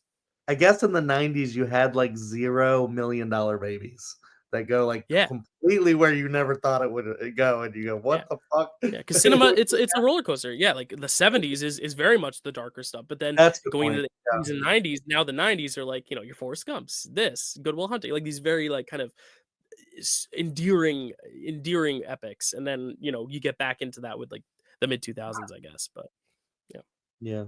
cool. Uh, thoughts on Apollo 13? Anyone else? Any last takers? I could go on, but we have more movies to discuss. Oh shit, we do. No, that's great. Well, Houston did not have quite a problem.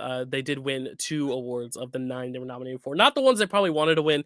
They want to win them all. But they did win best sound and best film editing. But they also lost picture, supporting actor for Ed Harris, supporting actress for Kathleen Quinlan, adapted screenplay, original dramatic score for James Horner, art direction, and best visual effects. A big space movie not winning visual effects. That's weird. I mean, Gravity won visual effects. Interstellar won visual effects. What do you mean a space movie? What did it lose to? What could have possibly beat this big space epic for visual effects? A movie about farm animals? That's right, people, because the winner of best visual effects was Babe. Chad, tell us about Babe. One quick thing before I tell you. Great, I love that. By the way. What a transition.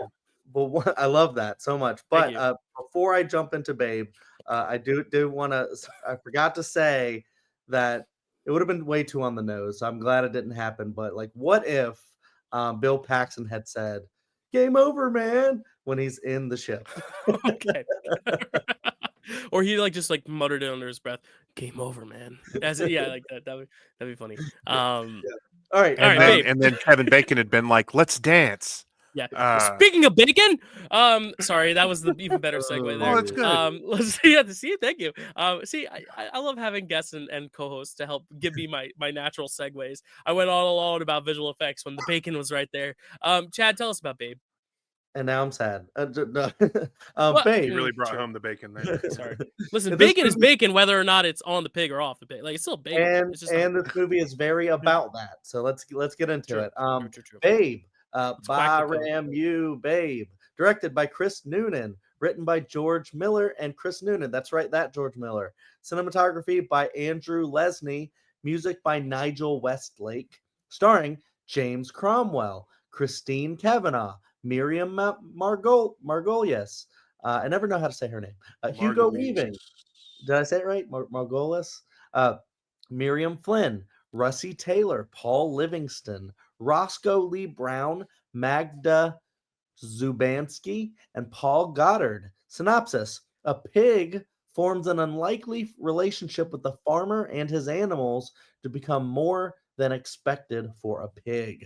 Based on novel The Sheep Pig by Dick King Smith.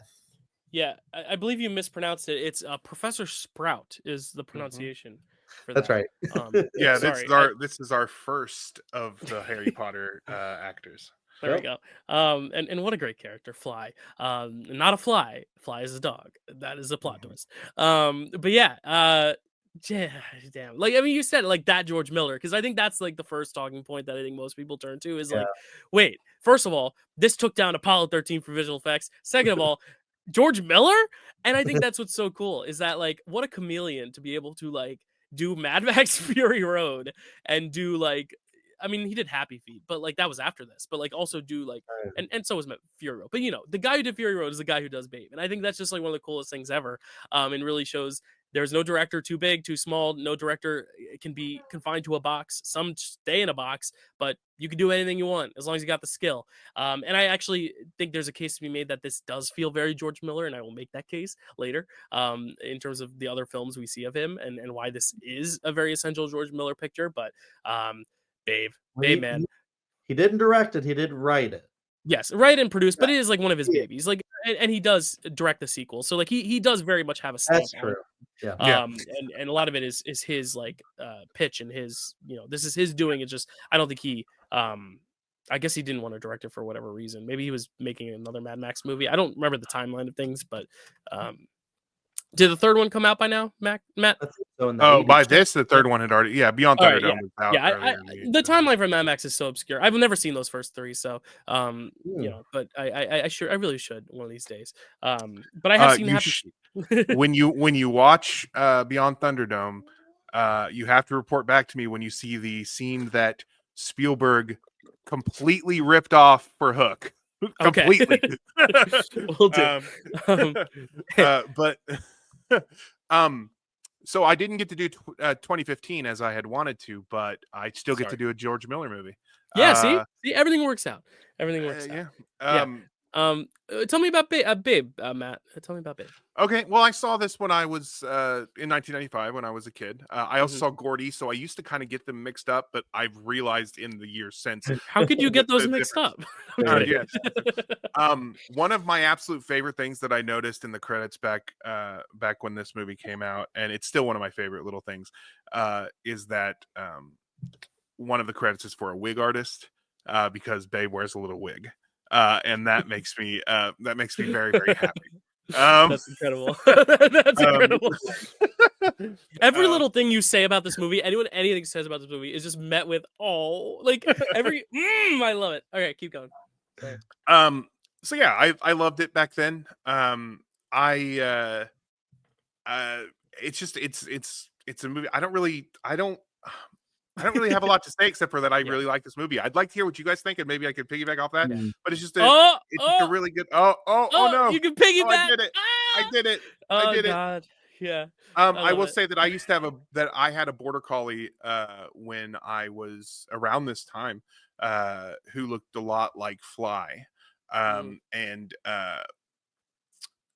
her name was Molly, and we weren't supposed to have her, and our landlord found out, so we had to give her away, and that Oh. was heartbreaking. Now, do you know the name of the actress who played Fly? Could that be the same dog? Do I know the actress who played Like Molly? the actual dog who played Fly in the movie. Do you know if that Oh was that your dog? Maybe. I mean, is there a no, timeline? it would No. have no, it would have been yeah, it would have been after that. Actually, my grandma took care of it for a while, so it would Okay, not okay. have been. It would not have been this. I just came up with a great children's novel. I'm gonna write it down when we leave because that is a great pitch. We have to get rid of our dog. Dog goes on to become a star. They watch it on TV. Is that the dog? And then they reunite. It's kind of like Bolt a little bit, but like I don't know. Yeah. I feel like It's kind of like Marcel from Friends. He has to give yeah, a away little bit. Marcel, and then Yes, Marcel becomes yes. an actor. Movie star. Yeah. Yeah, There you go. All children's books are ripoffs of one another. It's, yeah, it's whatever. fine. Yeah. Anyway, so yeah, I have always I love this movie. Yeah, what do you guys think? I'd like to hear from you. Yeah, Chad, you had seen this before. What do you think of this? Yeah, I mean, this was a like childhood movie. It's not one that like I remember watching like all the time. So like I didn't always remember like the plot points and stuff necessarily. But rewatching it like as an adult, it's a very different movie because when you're a Hmm. kid, you just see the cute stuff, and when you're an adult, you're like, this is a very like harrowing movie. This should not be rated G. This should be rated PG because there's like, especially with like the animal like meat industry and just like animal cruelty and abuse and like hunting and all of these things that I feel like are like for someone like me, like problematic, and I just don't like to talk about that much. Mm-hmm. But in the confines of like the movie, it's a good discussion to have, I think, with kids and stuff. So I'd say like rate it PG, and like P that for way, pig. Mhm. P for pig, and that way, and the G for Gordy, of course, and then you Ah! can. Oh shit! Y'all are killing it today. And then you can Oh. have like these conversations because yeah, I mean it really gets into it where there's a plot point where the cat, as a punishment to Babe, tells him that normally humans will turn you into bacon and kill you and like turn you into food, and so he gets scared and stuff like that, and then but it leads to like one of the cutest scenes of James Cromwell taking care of this little pig and dancing for him, and just building that relationship, and I don't know, it's one of those where it's just like it's kind of like like Elf and just these other ones where it's like that one is a little different, and it's like the runt of the litter, and he's gonna go on like this adventure and have like these unique experience where he's kind of like a sheepdog, and it's weird, but like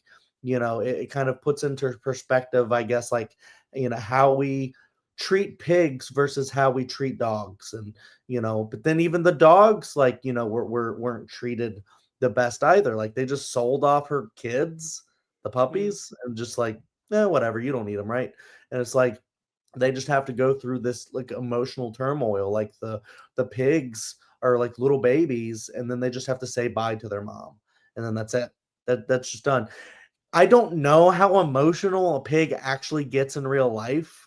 So putting these emotions and the voices and all this stuff to the animals really like makes it like sad in a lot of ways. So yes, it's a very, very cute, fun movie, but it's also like super sad in a lot of ways when you look at Hmm. the backdrop. It's almost like watching like we won't talk about it here proper, but Chicken Run and stuff like that, where it's like it's a cute movie and there's a lot of great Mhm. characters, it's really funny, but it's on the backdrop of like these chickens are being murdered.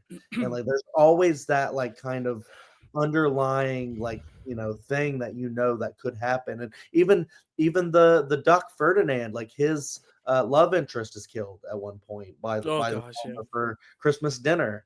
And I love how that scene is like portrayed as like this harrowing thing and really sad, and all the animals are saddened by it because they're just like, and it feels kind of like um uh if someone, I don't know if someone has, but made like in this kind of style, an Animal Farm adaptation, because it kind of feels kind of like that, where Animal Farm, if you don't know, from George Orwell, that's about like Mhm. class society and like animals on a farm and stuff, and it really gets into the darkness of society and stuff, and some stuff that we could probably even like attribute to today in politics and everything that's going on. So I don't know. Maybe I'm getting too deep in the weeds on Babe No, here, no. Well, but it is also a very cute story. I love the end when he learns to become like a sheep pig, and he just goes, "I ram you," and he's like, if you guys wouldn't mind, would you do this for me? And just like ask them politely, and then they get hurted, and then mm, that'll do pig is one of the best lines. It's like I'm Houston, we got a rambling. problem. Yeah. I'm rambling. No, I love it because, well, Chad, you were the one I was a little nervous about with this movie because as I was watching, I was like, there's a lot of animal violence, there's a lot of animal Yeah. brutality and just sensitive themes. It also doesn't portray cats in a very positive light either because she kind Yeah. of like manipulates him. First off, voiced by Russie Taylor, the voice of Minnie Mouse, the original Minnie Mouse, who I love. Woo! You know who started their career on Disney? Zendaya. There you go. That's number two. Boom. Bingo. But yeah, like Zendaya was a voice in the movie? no, no, no. I was saying started on Disney, as a Oh. Disney star as well. Sorry, I was trying to get the Oh, segue to. I'm trying to selfish. get Zendaya in every single one of these movies. You know, I've already got the El Postino one. Now I got to figure out the rest. But yeah, I really, I was a little worried for you because I know it's like a tough subject matter to watch. But I also think there's something to be said about a movie that will show sad things and horrible things, but in service of a message that is very pro animal and very, it's the Yes. Guardians of the Galaxy Volume 3 thing of like Yes. it's Yep. very hard to sit through, but it makes its point. It's not just there to be there. It is there to make a point and to defend these animals. So I by the end, I was like, no, he definitely likes this one. I don't know if he loves it, but I think he Yeah. likes it at least. Because I was worried. I was worried you were going to be here. Just like, I just have trouble with this one because Yeah, of the like movie. there's the one harrowing scene where like James Cromwell is about to shoot Babe because he thinks that Babe killed Ma, the Hmm. sheep. Hmm. But then that gets thwarted, but it is very harrowing at the time. And like if they would have went down that dark road, yes, instantly would have hated this movie, of course. But no, it doesn't do that. Yeah, that would have been a very different movie and probably wouldn't have got nominated. But I think there's also Right. something to be said about the fact that this is nominated. Like, it is such a unique film to get a Best Picture nomination because not a lot of family films do, but especially ones that are just light. And yes, they have a lot of deeper messaging, but the technical swings aren't as obvious, but I also think that's why it is such a masterful film and why I don't know if y'all remember in the Discord when I did my top 10 Oscar wins of all time, Oscar upsets of all time, or not upsets, just Oscar wins. This was one of my favorite wins, the visual effects win, because it is one Yeah. of those things that you wouldn't think is so revolutionary, but they had, here we go. Where's the number? 46 piglets that they worked with through the course of this movie, because the breed of Wow. pig that it is, the large white pig, is one that rapidly grows. So in order to tell the story, which is set in the span of a few weeks, they needed to get all pigs that were the same size. So every time a pig outgrew, they had to get another one for the Oh movie. So my they had to work with god. 46 pigs, plus all the other animals, plus trying to get them to look like they're speaking. And this is why I think it is an essential piece of George Miller's filmography, because what do we know best about him from like Mad Max and all these movies is that he's a big technical filmmaker, but especially lives in the practical universe. When he does go towards the more CGI stuff with like Happy Feet and Furiosa, a lot of people love Furiosa, but a lot of the criticisms are, I wish it was a little bit more practical, because Mad Max Fury Road is such a practical film, because this film, the other Mad Max films, are such a practical films. And I think that's kind of why this does feel like very George Miller, because it is showing that you can expand technology and use technology in filmmaking in a very innovative way.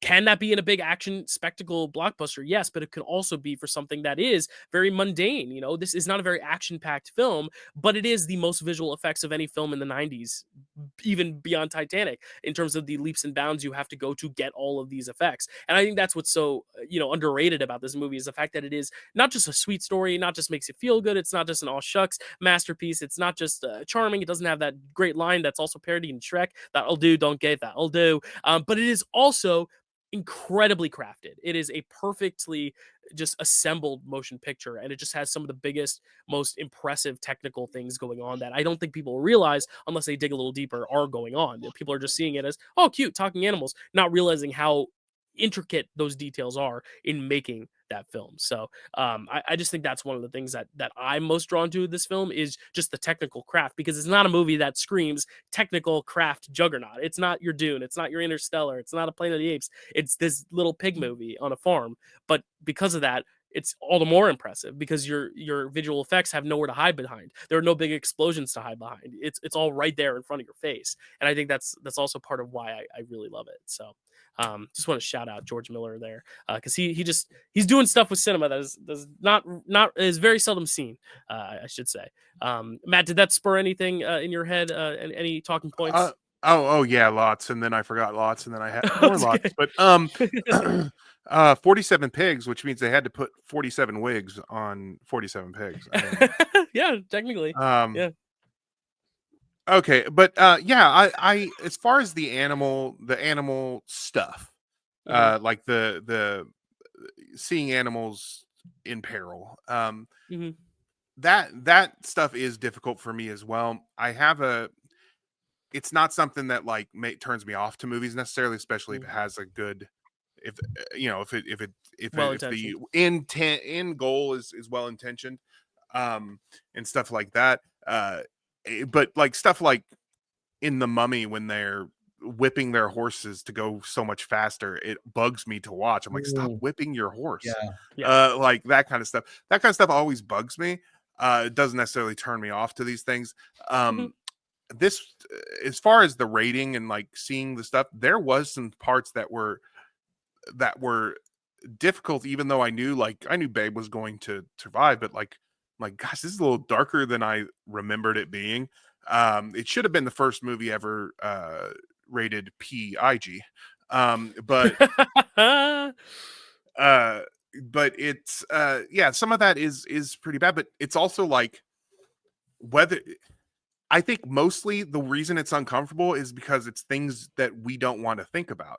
I'm not vegan. I eat meat. I'm not going to say that I'm not going to say anything bad necessarily about that. But we don't like to think about where the food comes from in those cases, especially on a farm. Yeah, it almost holds a mirror up to the audience in a way. It's almost a little guilt. Yeah, especially on a farm, because they are raising these animals for their byproduct. Like, so because that's the way that they kind of have to do it there. And so like, yeah, they do roast the duck, but they can't hear the duck talk. I do love the duck that it decides to be a rooster so that it has a use. That's one of my favorite little things in this movie. And the fact that the animals have to internalize that I need to have a use or I'm just gonna die. And I feel like that also can, like, where it humanizes them in a way where you think about people in society that also sometimes feel that way. Like, I have to be doing something or I can't survive. There's no safety fallbacks for me. So, well, that was actually kind of where I was going, is that like at my work, I'm always known as someone who is willing to do like the extra work, the projects and stuff like that, because I don't ever want there to be a point where you're the most expendable. Yes, I always want to be someone who is of use. And if I'm doing this work, then I am of use, and I always need to be of use. So Yeah. it definitely feels like it's true in society and everything. So the animal stuff, the they're eating, it's hard because they are talking and animals don't normally talk. Like that's the thing that kind of makes it harder in this. You were saying about pigs, you don't know if they can like have that emotion or register that. I don't know that either. I will say that pigs are some of the smartest animals. It's like humans, dolphins, and then pigs or something like that. So uh so they definitely are smart enough. Their bodies are also closest to ours. That's why they use them in forensic science. That's right. But or at least they decay and stuff at the same rate that we do.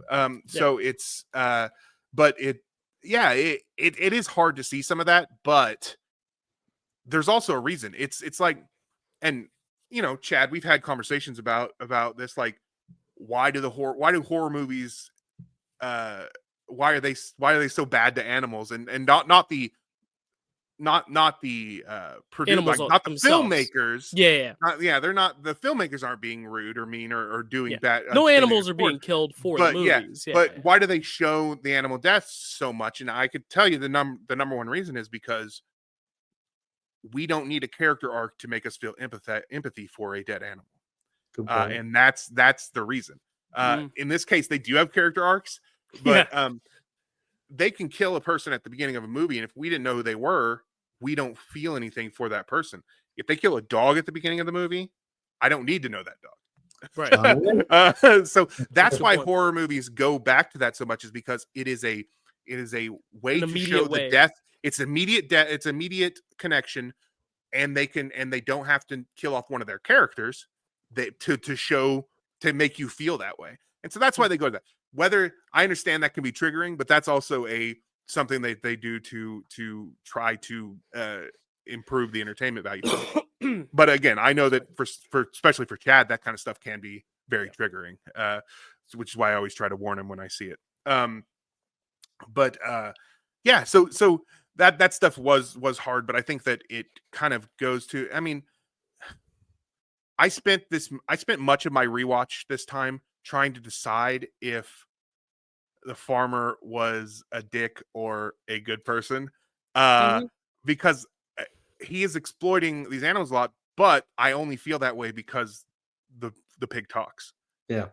So it's like it's hard to go back and forth, like how I feel about him. And even the part where he's about to shoot him, it's in response to another animal's death, so it's acting out of retribution for that too. It's kind of like if your dog's bit by a coyote, you immediately want to go, the coyote's the bad guy. It's not because you're a bad person, it's because it's your dog being affected. And like I get that too. It's a hard moral gray area, and I agree. Like I was wondering the whole time, because I had never seen this before. This is the first watch for me, and I was like, grew up at the point where this movie had already. Like, I was a little too late for it to be like airing and on TV prominently when I was a kid. But the whole time I was wondering, I was like, I know he's a good guy because I know that line, "That'll do, pig, that'll do." But I'm like, I just, am I supposed to be rooting for this guy, or am I just supposed to understand that this is his job and it's hard, and that's what makes him such a nuanced character? But then when he does come around to the pig at the end, it kind of makes it, because the whole time you've been wondering, what are his priorities here? But then at the end, you realize he actually does care about this animal, which I think is a good pivot. And I think makes the ambiguity earlier worth it. But yeah, I was also confused. I was like, wait, am I supposed to like this guy or hate this? Is this the villain or is it not? Is he an ally? I don't know. He's just a farmer, you know? And that's kind of the thing, is that, like, and having seen the sequel and kind of feeling like I understand these two characters on some level, as I'm watching, I was like, I don't remember him being such a dick. And so, like, as I realized that, like, this is kind of a journey for him, but also I need to, when considering his where he stands morally, step back and go, I only feel this way because I could hear Babe talk. If I couldn't hear Babe talk, if I couldn't hear the duck talk, I would not feel as morally morally shaky as I do right now listening to this. And maybe that is a good lesson in terms of how we treat animals, but also animals don't talk. So you don't necessarily have to put that to thing, but it is a way to think about, these animals are things and they are alive. So treat them with respect, even if you do use them for sustenance. Yeah, absolutely. And yeah, the animals talking. The voices are so good as well. It's just worth noting. I mean, Christine Cavanaugh, I love her as Chucky in Rugrats, and yeah, obviously Mrs. Professor Sprout, if you will, is Fly. Hugo Weaving, Rusty Taylor, obviously, as I said, the voice of Minnie Mouse, voices the cat here. So and just great, narration too from Roscoe Lee Brown. But yeah, I just think the voices also add so much to it. Like you could make this movie where they don't talk. It'd be a little harder to understand, I guess. Like it's much clearer with the dialogue, but I think that's also what makes it, again, an impressive technical swing, because it's not as impressive a technical swing if you don't have to make the mouths move every time they talk, but it does. And that's stuff that I think they emulated again with like Stuart Little and a few other movies as well. Trying to get that effect, not from the mouse. The mouse is animated, but Snowbell talks like that. The cats For 2 seconds, I thought, did they use a real mouse? And no. I was like, no, they didn't. no. But Snowbell talks, and I remember being impressed by that as a kid. Like, wait, how did they do this? And it's like the same technology as Babe, and I'm like, what's Babe? Which is also a funny little closing for me. You guys might have more to say, but my final thought. I had not seen this movie, but when I was a kid, my voice teacher Juan, his sister Patricia, and their whole family ran a conservatory that I was a part of. It was like my summer camp every year. And Patricia, Juan's sister, one of my great teachers, Patricia Panetta, would call me Babe every day because I started when I was like 10 or 11 years old. And my voice as a kid sounded just like Christine Cavanaugh's voice. So she would call me Babe, Babe, Babe. And then when I was a little older, she would still call me Babe. She goes, "Do you know why I call you Babe?" I was like, term of endearment? I don't know. She goes, "No." She goes, "Because you used to sound like Babe the Pig when you were a little kid." And I was like, "Oh, that's so sweet." And then when she passed away a few years ago, at her funeral, I remember we all wrote like a little letter. Like I wrote like a little letter for her to like leave. And I signed it Babe. So that was kind of like my emotional attachment to her. Like I was her babe. And I never understood that until I was older, what the reference was. My parents knew it. And I was like, "Did you know she called me Babe because of the pig?" And my mom's like, "Yeah, why else?" I was like, "I don't know. You call me Babe." And she's like, "Yeah, you're my son." I'm like, exactly. I don't know. People call each other Babe all the time. Sometimes it's like "Hey Babe," or sometimes it's like "Oh Babe." But I was like quite literally the pig. But it was a very cute memory. So whenever I think of this movie now, especially having seen it, I can be like, "Oh, that's like my connection to Trish," who's up there watching. But yeah, very, very emotional connection I have to the movie. So just another kind of extra added thing that brings a little sentimentality to it, knowing that I was a cute little kid with a cute little voice, and I sounded like Babe, because I had a little bit of the scratch, a little crackly, a little bit I don't know, smoky's not the word for it, but had a little bit of that Christine Cavanaugh twang, I guess. So yeah, that's just a little personal connection I bring to it too. So I was excited to finally watch it because I was like, you know what, I feel like I owe it to myself and to her to actually understand the origin of my nickname that I had even beyond my childhood, when I grew up to be an actual adult, and she would still call me that. So very cool. Yeah, that's very cool. Now that you mentioned that must have been why my vocal coach called me Goldcat Book Bobcat Goldfight. I messed that up. I love the joke though. Bobcat it worked, obviously, because I don't sound like this.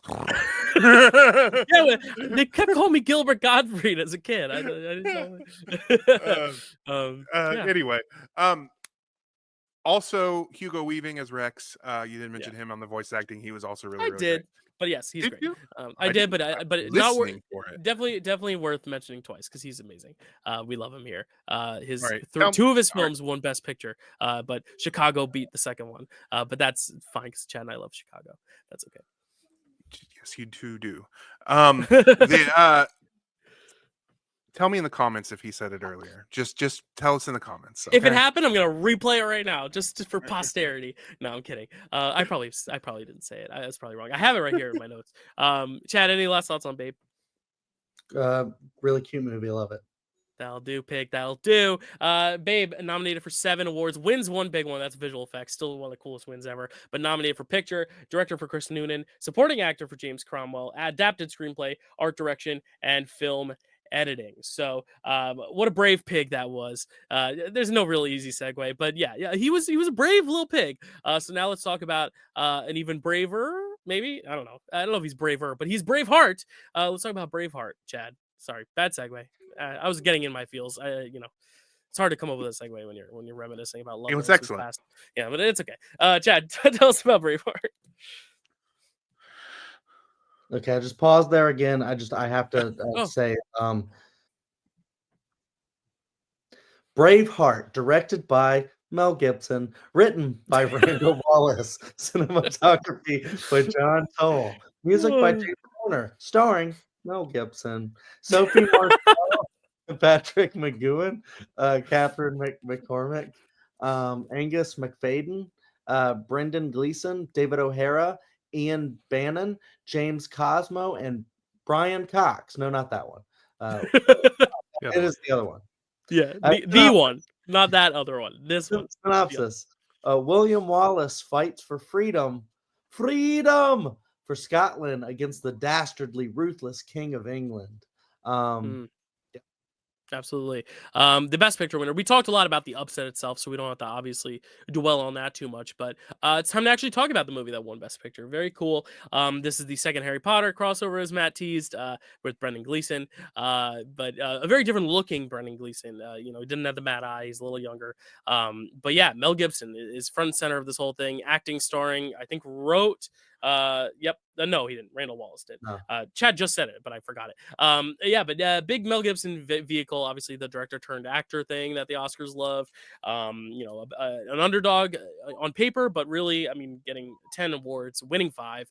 It in retrospect seems like an obvious favorite. It's just for some reason the odds weren't on its favor. But I'm curious, Matt, as our fellow Scot here, I figured we turn it over to you first, because the next 3 movies all come from one of our homelands. So I figured we'll let Matt, you start with the Scottish film here, and we can kind of let that kind of segue us through the next 3 films. Because Matt made a good point in the chat beforehand that there's 3 movies that represent like each of our like heritage and culture in a way. So it would be very fun to talk about in that lens as well. But Matt, thoughts on Braveheart? This is the one we all had seen before. So Are you saying I look Scottish with the hair and the beard? I'm just kidding. I do. Not I saying absolutely look Scottish. Yeah, okay. Yes, I am Scots-Irish with some English in there. In fact, my grandma is into genealogy and told me I was related to the king or the bad guy from Braveheart, which I assume she meant Longshanks, but may not be. I don't know. And I'm also like maybe related to William Wallace. I don't know. I think I'm related to people on both sides of this conflict. It doesn't matter. I don't know well enough. What I can say is that, as I said before, this was huge when I was younger. And I had seen it back then. I've seen it a few times since then. Revisiting it was interesting because back then, I was not into the class divide or revolution as I am now. So movies about revolution will almost always work for me. No matter what kind of revolution it is. I mean, if it's a bad revolution, maybe I would I don't know what that is, but maybe there would be something that would do that. But sometimes the revolution is as simple as a mother trying to keep her family together in the face of a dictator, as we saw with best picture nominee this year. Sometimes it's a country rising up and saying, no, you cannot treat us this way. You can't treat our women this way. You can't treat our men this way. You cannot treat us this way, which is what this is. I love a revolution. So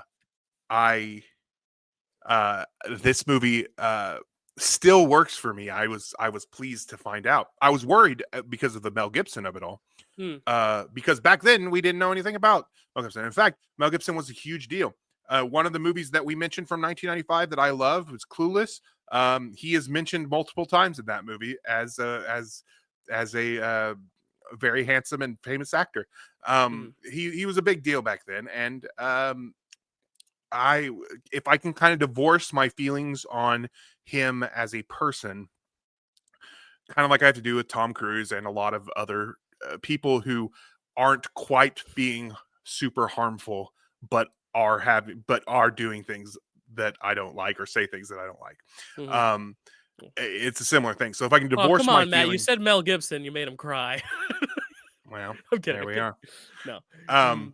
Sorry.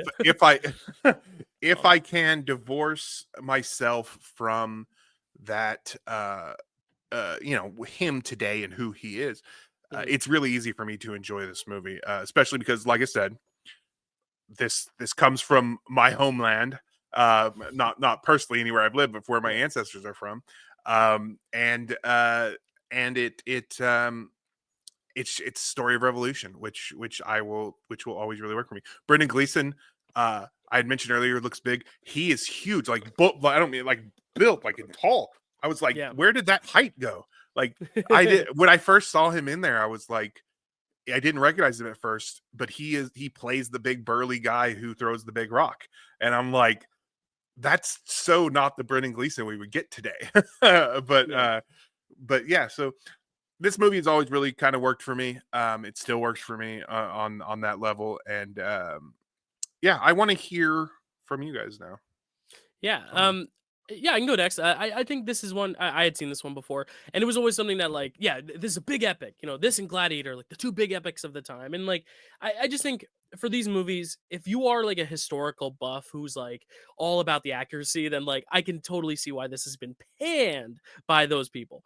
Because I've been reading a lot about the historical accuracy. There's so much that I can't like get into the nitty gritty about it. We don't have all the time in the world, but it is jarring seeing some of the historical inaccuracies in this film. But it's also one of those things where I'm like, especially looking at it in the lens of like the Apollo 13 of like you're going for those big grand, like it's a 90s best picture. I wouldn't say Oscar bait in a demeaning term, but it's like a big Oscar bait film. It's got these big sweeping dramatic moments. There's romances and epic moments and all that. These big bold broad performances. Some of the stuff is a little icky, like the fact that like he had this affair with the princess when in reality the princess was like still like 6 years old at the time and didn't really have any interaction, which like if you think about it is a little weird because it's like he just kind of materialized this romantic subplot with this person who would have been a child at the time. Like all these like, little weird things, the fact that they don't wear kilts and it feels a little bit like Scottish appropriation in a sense because you're like trying to indicate that they wore stuff they didn't wear and kind of generalizing what Scottish culture was. But at the same time, it's also like if you don't know those things, I don't think the movie is bad. Like I think the thing is you have to actually know what the actual historical accuracies were to know what the inaccuracies are, and then to then be able to inform your opinion on whether or not that ruins it for you or not. And for me, it doesn't. Like I think it's one of those things where some of the moments feel very much like they're manufactured to make it more of a like movie, like make it more cinematic in a way. But in general, like I think it does its job in telling the story and in showcasing this character, this revolution, this conflict, and it is just a very entertaining war picture or like revolution picture. It's not my favorite genre, so it's never one that I've really gravitated towards. I was always like, this is a solid like Gentleman Six.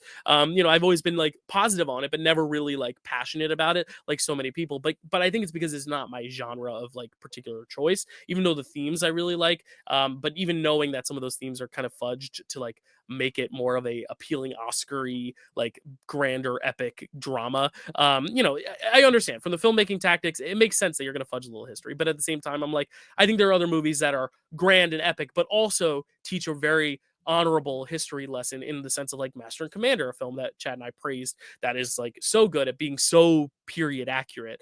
It can be done. And it does feel at times whenever there's a director who's the star and in the front of center of it, there's also that idea of, is this a vanity project for him? Is this him just wanting to show off and kind of go nuts? And especially knowing who he is, like, does it feel a little egotistical, a little self-indulgent, maybe a little bit, but also this is the type of role, if you're going to be self-indulgent, like, yeah, like this is the kind of big bold swing you're gonna make. You're gonna be this big action hero screaming freedom, like these big action beats. And you know what, I'm not gonna ruin the conversation by talking about the accent, so I'll just save that for another day.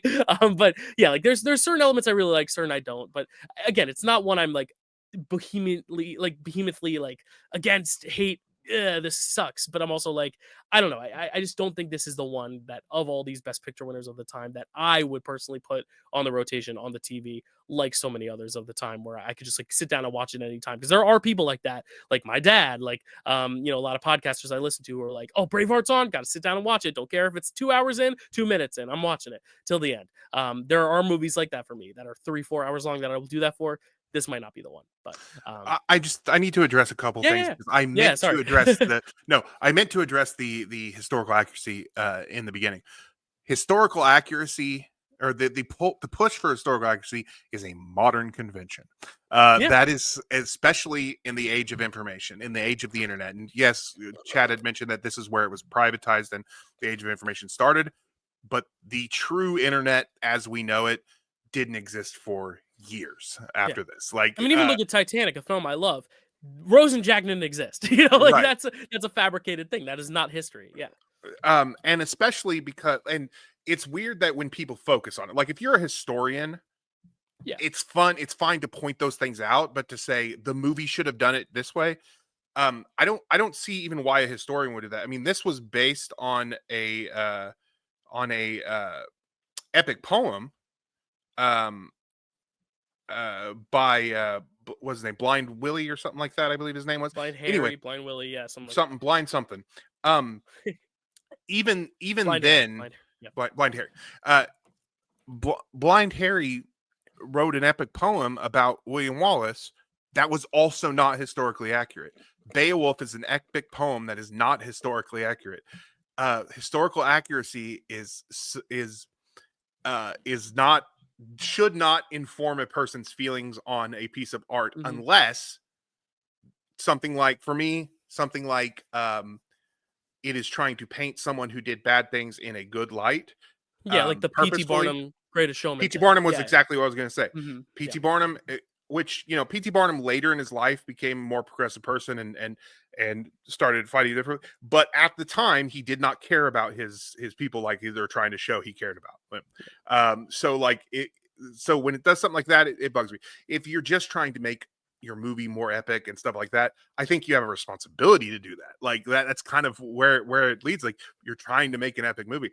As far as like the she was 6 years old at the time, like the movie isn't depicting him having a relationship with a 6-year-old, so like it's, for me, that doesn't really do much. It's just another historical inaccuracy. And I don't think that it showed either of them in a worse light than it should have or anything like that. So it's not a good history lesson, but it doesn't have to be, is the thing. Right, exactly. Does it work as a movie? Like Hamilton is the same way. There's things like if you talk to him, it's like people say, well, like Philip Schuyler had like 3 sons, but you talk about it as though the 3 daughters are the only ones. And when Lynn will say, well, yeah, but that doesn't work for my song. And it's like, well, yeah, and it shouldn't. You should not bow to the history to make your thing worse. Like, so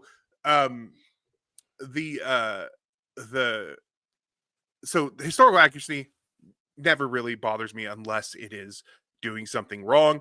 Greatest Showman again is another thing where it made the female lead or the female what's her name Zendaya. No, not Zendaya. Okay. Michelle Williams. But thank you for letting me put Zendaya in this conversation. Not even Michelle Williams. Rose the Hat. Why am I forgetting her name? Rebecca Ferguson. Rebecca Ferguson. It made Rebecca Ferguson, who never had a relationship with P.T. Barnum, look really, really bad. Yeah, she was the homewrecker. Yeah. Right. Like it made her look really bad, but she never, she probably never even knew P.T. Barnum. So like it's you know, stuff like that does bother me, but if it's not that, it should not impact how people feel about it. Yeah. Number 2. I know you're going to move on to another point, but just one last thing on the historical accuracy. And I know Chad has to talk too, but I just, the whole thing is like, yes, things can be fudged for a narrative to make something cinematic, but also there's a double-edged sword of, does this extra added romance, does it make the movie better or not? That's kind of where I'm at too. It's like, I don't care that it's historically inaccurate. It's just sometimes the added subplots that are fudged to make it more cinematic. Like, I don't necessarily know if we needed that extra layer of things. Like, I'm fine. I'm invested in the war. Do I need this extra subplot with this romance with this princess? Probably not. That's kind of where I was going with it, in it being a negative. But yeah, I think the fact that it is historically inaccurate is not the problem. It's more so, does this even added stuff need to be added? Essentially, like, does this make the story any better or worse? And for me, it doesn't. For me, it does, because it gives him something. It gives him a personal thing that he is fighting for as well. So that does for me help. It's, if it wasn't there, would I feel like it was a worse movie? No. But I do think that it does add something. Second, I am not a fan of war movies in general. I've talked about this on my channel. I think I even talked about it on this channel, or at least in the comments. I'm not a fan of war movies unless they are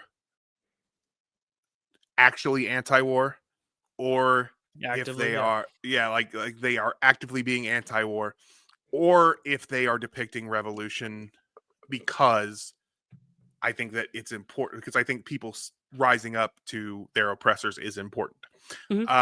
So that's why on this, I'm not a big war movie person. So if this had just been about a war between Scotland and England, without that, it probably would not have worked as well for me. But the fact that they are rising up to their oppressors is the thing that does work for me on this. So I'm sorry, I know I talked a lot. But... It's okay. No, it was important to talk about the historical inaccuracy because I know Chad was making some faces, so I'm curious if he had a thought on that or just Braveheart in general. Chad, what are your thoughts on this one? No, I was just waiting to talk. It's just like, no, I did really like your guys' conversation about it though, because I do think it's a fascinating conversation, like especially like, just as we talked about, like, going from the 90s to today, where we are now asking about like, certain like, well, this role has to be played by this person, or else it's like whitewashing, or something like that, where we're really getting into the weeds of like, specifically the story has to have this, or it's not historically accurate and therefore it's problematic, or therefore it's it just doesn't feel right, or whatever. So I mean, that is a really good conversation to have. And then I don't know how I feel about, as far as like, it having like a, an effect on the quality of the movie. I think it just depends on like what you're trying to do. If you're trying to make it like really, really accurate, then you might end up being Robert Eggers and turning a lot of people off to your horror film The Witch, where you're like, hey, it's really accurate. And people are like, well, I just want to jump scares and stuff like that. So it's one of those things where like you might sacrifice entertainment to actually, make it historically accurate, but maybe not. Maybe more research or more, could have made it better. I don't know, but it's one of those things for like my actual opinion of the movie is I do like this movie. I don't know if I love it on like, like a high level or anything. It's kind of like interesting. My opinion on Apollo 13 is a little bit opposite. Like what I said about that movie is a little bit opposite for Braveheart, where I'm like, well, Apollo 13, I said that I love the journey and like the ending isn't like the end all be all. And with Braveheart, the journey for me, a lot of the times I feel just kind of like too much, where I'm like, this is a great epic, like, it's almost like the Scorsese effect. It's like, if it's not 3 hours long, then no one's going to like my movie. So we have to make sure that it hits that 3 hour mark. Well, I'm not saying that Scorsese thinks about this. No, I know. What is her name? The Thelma Shoemaker. Yeah. Editing is like, well, we have to reach that mark. But I don't know if that goes through people's minds, where they're like, we have to extend this to a really like runtime, so people feel like they got like their money's worth, feel like they've lived with these characters for a good amount of time, to where like they really get it. Because I think that is kind of like my big criticism. Like you guys Dylan raised a lot of really good points about, the historical inaccuracies, and maybe there are some like, holes you can poke in it and stuff like that, as far as that goes, which doesn't bother me that much.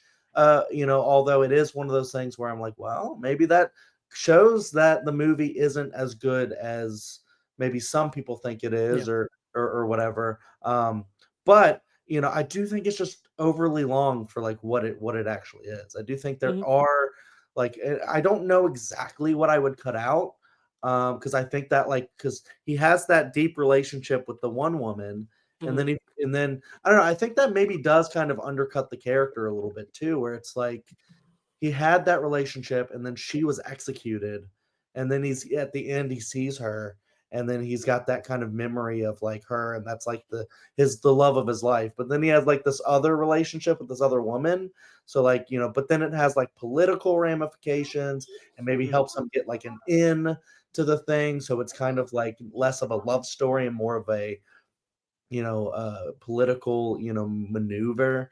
Which also brings me, like, I think the themes are fantastic that Matt was like touching on, as far as, revolution and like, not because like the beginning of the movie is very harrowing, where the kid's seeing all his family die, and that's just kind of their lot in life is to be executed by all these people. And he's like, no, fuck that, freedom. We're gonna stand up for this shit. And I love that. What is it? The revolution will be televised. You picked the right time, but the wrong guy. Kendrick Lamar original. But yeah, just the idea of revolution and not taking the shit anymore. Building up camaraderie. One of my favorite parts of the movie is when the two battle armies are rushing towards each other, and then they slow down and they hug, and then it's like, oh no, the Irish were always going to stand with the Scottish against the English or whatever, and it's like, damn Irish kind of deal. I love that part because like you think it's going to be very scary and harrowing, and then it's funny. And so I love all that relationship building of all the Scots in the army. And, I love the relationship between William Wallace and the future king, where he's like, you're the king, like you're the guy, dude. And it's like, I'm just like the martyr guy that's going to build up the army and stuff. But you're the one that once I'm gone is going to have to lead and like carry it on. And I love that his legacy of not even towards those last moments where it's been like disemboweled and like head cut off and all this stuff, and yet he's still screaming freedom. And while I don't know, maybe you could say that's cheesy, but like it is kind of like one of those things where it is the motto of like someone who refused to ever yield. I think is a great like message to say that like things might get really bad even in today's times. Things might get really bad, but you got to have people who still believe that things can change and be good. And you have those people who can lead and not let everything go to shit. And I feel like Braveheart really touches on a lot of that. I just think it didn't maybe need to be 3 hours. And I also love the idea of like the king being told like right as he's dying, like your legacy's not gonna live on, you bitch. And then he's just like so I will say one thing on that note too. I know I talked about like the things that like the added subplots that didn't actually happen that are just merely added for the dramatic of it all. I don't love that, but also like I will acknowledge it is still very well made. Like as long as it is, as much as I'm not digging the genre as much, the actual craft is so good. yeah. And I think that's another thing that like love him or hate him, you got to give him credit for. I think his performance in this movie is, I think it's shit, but I think his actual direction is fantastic. I think the actual war sequences, the actual editing, like the music is so good. And that's not obviously Mel Gibson, but another James Horner masterpiece score. I mean, he is the best score writer of that latter 90s portion of films. I mean, obviously that's a very specific time period, but after John Williams with Schindler's List, it was like then the James Horner show for this, and then Titanic. And I just think he's so good at these musicals sweeping scores to where it feels epic, and it feels like even if I'm not always engaged, I'm engaged in other things. I'm engaged in the technicals. I'm engaged in the settings, the dressings, the outfits, even though they're weren't kilts back then. Who cares? I love them, and I think honestly there are some silly moments, like when they moon the guys and they start slapping their ass cheeks and stuff, where I'm like, this is silly. I can't believe this is one Best Picture, but I'm also like, you know what? Fine. Like this is fun. It's seeing a director who's been in the business for a while, but has never really like taken the reins, just kind of really showing up and making a statement as a director and making these big, bold swings. Do I like the guy? No, but do I think it's like a really cool kind of flex of all these different crafts and techniques and stuff? Yeah, of course. I think it's a really bold swing in that sense. And it's easy to see why it was so revered because of those things. And because even if it's not textually accurate, it visually embodies that time and that period and that nobility and that spirit in a really fascinating way. So yeah. Well, there goes my Best Actor. So no, you can pick them. Listen, I'm an accent stickler, so that kind of starts and ends with that. But yeah, I think it's a little too much. It's I'm in my movie. I'm the star of my movie. I'm gonna soak it all in. I'm like, okay, is it as bad as Quentin Tarantino and Django Unchained? Absolutely not. Nothing's worse. No, that's a lie. There are worse things. But sorry, Matt, go ahead. Defend no, just a couple things. I'm not. Okay. I'm gonna start with yes, it's long, and I think it is maybe a little too long. However, I don't feel like there's a lot to cut and still have the same movie. Right, Like like what do you cut? it Yeah. it feels like what do you cut? Even the things that you're saying, like maybe those didn't need to be there. I feel like they do inform the character. We could have had a more one-dimensional character, but I feel like it informs the character a lot, and that makes it. To you, not necessarily about his performance, but when it's like, is it a vanity project? Is that there is nobody else in 1995 who needed to play William Wallace the way like he did. Like there's no one else who could have. There's not an actor that would have been better in that role, in my opinion. I think his performance is fine. His accent isn't perfect, but I don't think it's bad. And we've talked about this before, Dylan. Accents didn't matter back then. Look at the Three Musketeers. Look at Keanu Reeves. Keanu Reeves in look at Robin Hood, Prince of Thieves. Look at and this is 30 years later, but look at Denzel Washington and Gladiator 2. Accents don't matter, like they if the performance is bad and the accent is bad, fine. If they're performing the way the character for that movie should be performed and their accent's bad, it doesn't bother me. I understand you're an accent stickler, so I'm not saying. Can I give you the two names though of the other guys who were up for it? Because originally he didn't want to be in it; he only wanted to direct it, which is kind of why I'm like, maybe it would have been better if he had just like sat back and did it. But I agree with you; like, you can't imagine a different person in it now. But the two other names for it were Jason Patric from The Lost Boys, and then Brad Pitt. So this would have been like Brad Pitt's big breakout vehicle. And I think you get a little bit of that in Troy, I guess. But yeah, seeing those names, he makes the most sense for that role. Like, having seen those two in big, having seen those two in historical epics, they would have not been very good. Yeah. The thing about it too is that I feel like, I mean, I know I'm saying that now from like today, like maybe you wouldn't have said that before Braveheart came out if you were like thinking about the casting, but like Mel Gibson just looks iconic in that role. And so like that's the visual you think of when you think of him. Yeah. The performance might be a little bit more divisive. I like it, don't love it. I'm kind of like on Matt's wavelength. I don't really care that much about the accent type stuff. But yeah, he looks iconic and just so good in the as like, I don't know, aesthetic wise, I guess, at least. Right. Well, and I think that it's not even for me, it's not so much even that this is the guy. It's an iconic look, but go look at statues of William Wallace. He has the presence that Mel Gibson brings to it. That's why I feel like there is definitely a presence that Mel Gibson brings that I feel like a grisliness. Yeah, that really works. Yeah. That like if you were an actor and a little older, man, you would have been great. My wife often compares me to Merida's dad in Brave. But what's his name? Is that Stoic or is that Fergus? Stoke is from How to Train Your Dragon. Okay, I know I confuse the two all the time. Yeah. Well, she also says that about Stoic. So I just have a Viking look. I was gonna say there's some kink stuff, borderline kinkiness there. The Viking kink thing is real. Yeah, no, that's good. But yeah, it's I think the performance is fine. I would not have awarded him best actor or anything like that, but for the movie that it is, I think it's fine. I think that is not even secondary, not even tertiary. Like that for me, that's like way down on my priorities about this movie. But I understand if you're an accent stickler, sometimes it can grate on you. Yeah. But yeah, so I get it. Nice. Cool. Any other thoughts on Braveheart? Wins Best Picture. We talked a lot about the upset. Any last things about Sir William Wallace? Freedom. Yeah, that's the third 3 in a row, 3 iconic lines, 3 movies, 3 iconic lines. Freedom, or they may take our lives, but they'll never take our freedom. That was a better accent, by the way.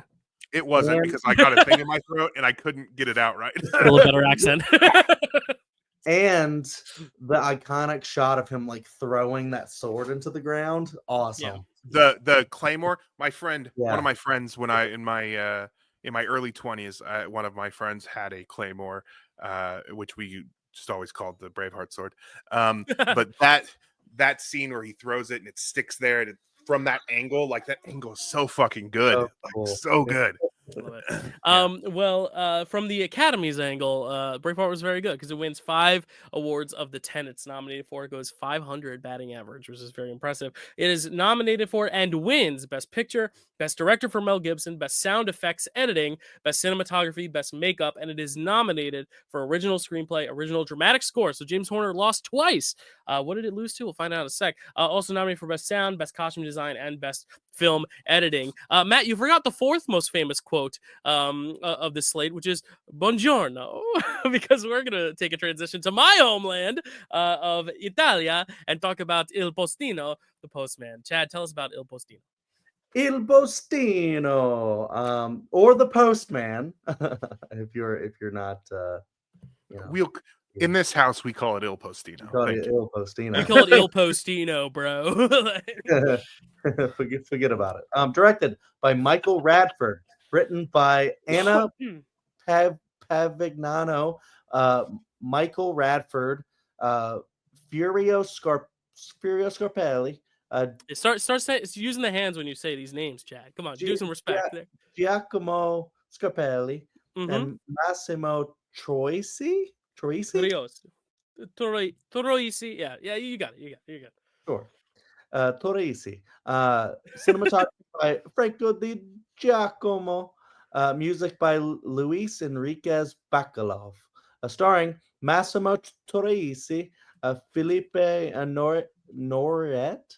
Noret, Marima Grazia Cucinata, Renato Scarpa, Mariano Reggio.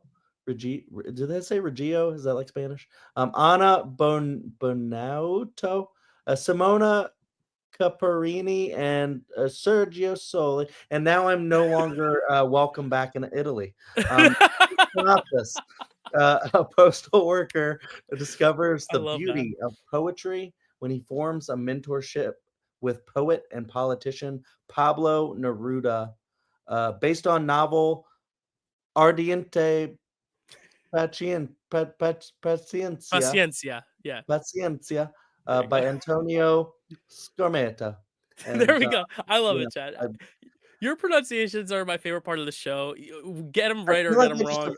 I offend people every single Listen, episode. the person who'd be most offended by that would be me, and I'm not. So you're good. I'm going to start this convo because Matt started the Scottish one. I'm going to start the Italian one. This is There you like a movie from my blood. But yeah, it's very interesting because up till then, foreign language films at the time called foreign language, but international films really didn't get nominated. There were only 4 before this that got nominated. Could any of you name it without looking? What the other 4 before this that got Foreign nominated? films? Yeah, for 4 best. that got nominated for Best Picture. Yeah. I Um, don't want to spend too long in this because we have no time, but I do. I will what give you a are hint. there decades that you can give us? So one is from 1938. This is a French film. This is an older one. I'll tell you. Grand Illusion is the first Okay. one in 1938. The second one, it's the first letter of Zendaya. So there's number 4. It's just a letter. Just a letter. Z. Z. So Z is nominated got it. in 1969. And Nice. then thank you. Nice. And then 2 movies from Sweden that we covered actually, 1972, The Emigrants, and then 1973, Cries and Whispers. So this is the That's 5th right. film, That's right. the 5th film ever. Sorry, that was my only way to get Zendaya in there. So there we go. That's my Il Postino for Zendaya. But that is 5. This is the 5th movie now for international to get in, and it's kind of interesting because this movie, you watch it, it does not feel like a best picture winner, at least, or nominee of like that era, especially like nowadays when there's 10 Yeah. slots, you could see a movie like this making it in. I feel like this year, especially like I'm Still Here feels very much like a movie like this, where it's very grounded, slice of life, international film, doesn't feel like it has this big epic storytelling. It's very internalized. This film even more so because it's really just a hangout movie if you really think about it. There's some political stuff obviously, but it's really just these guys hanging out in Italy enjoying poetry with one another. It's very low key, but you usually don't see movies like that make it in. So people are probably wondering like, well, why was it on people's radar to make it in. One being the Harvey Weinstein effect, because everything that man touched turned to gold for Oscars, or I should say bribed. Everything the man bribed turned to gold. But yeah, he was big on campaigning his movies. He acquired this one. I don't know why he chose to acquire this one. I don't know how this ended up on his radar, but this was a big Weinstein brothers, Weinstein Company project for Miramax to get into the Oscar race. Another thing, which is the sad thing, which is probably the most notable thing about this movie, is that the lead actor, Triozzi, not there's no two Z's. He's the writer, he's the star. He actually was ill during filming, had a heart condition. They told him to get surgery. He said, "No, I'm finishing the movie," and then died the day after it filmed, the day after it wrapped. 12 hours. 12 hours after wrap. It was hours after wrapping, which is kind of one of those weird kind of like haunting stories you hear about, but it also is so, for lack of a better term with this movie, so poetic that like this movie that is so simple, just about the simple joys in life, the simple joys of language and communication through poetry, and holding on to an art form you care about and love so beautifully, even if there's all this political turmoil in the world, and like this is the thing that brings you joy and brings you comfort. The fact that this man, the thing that brought him joy, the thing that brought him comfort, was being on a film set, wanting to do this movie. That was the thing he cared most about in this world. And then when it all ends, he all ends. Like that is so poetic, but also haunting. But it's also one of those things that makes this such an interesting kind of artifact of cinema, because it is one of those real examples of someone giving their life to the art, which is something you don't see a lot of. And I think that's what makes it so intriguing and so amazing. And honestly, if it didn't have that attached to it, I don't know how much praise it would get. I don't know if Weinstein would acquire it. I don't know if we would be talking about it right now. And I really don't know if I'd like it all that much. But I think the fact that it has that kind of meta narrative to it, just kind of, when you're watching it, feels like you're watching a glimpse into like the soul of a human being, more so than just watching a piece of art. And I think that's kind of what's so cool about this, because I'll admit I was waiting for it to like take that level up as I was watching it, but it never does. But I think there's something beautiful about that. But I think the leveling up is that kind of artist context that, like, I know we always try to say we separate art from the artist, but sometimes having that context and knowing who the artist was and what he went through, the fact that he was on his deathbed doing this role because he wanted to defy the odds of life, like I think that's so cool, but also so sad, but I think that's kind of where a lot of the power of the movie comes from, because you're literally watching a man kind of emulate this character in a sense, where the poetry is the art, is the film for him. But I'll let you guys talk about it, because I'm sure you guys have a lot to say, because this is the first one that we all watched for the first time. So, yeah. Okay. Well, first, let me say that "Buongiorno" is not the iconic line. I know. I was kidding. It was a segue. I know, but I was making a point. It's not from this movie. For me, the iconic "Buongiorno" line is from Life is Beautiful. "Buongiorno, Principessa." Okay. Or Inglourious Bastards. Another one, Inglourious Bastards. "Buongiorno." Buongiorno.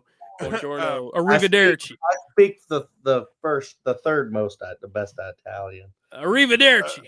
Arrivederci. Anyway, I actually feel very similar to you. Is that the story to this is more interesting to me than the movie itself?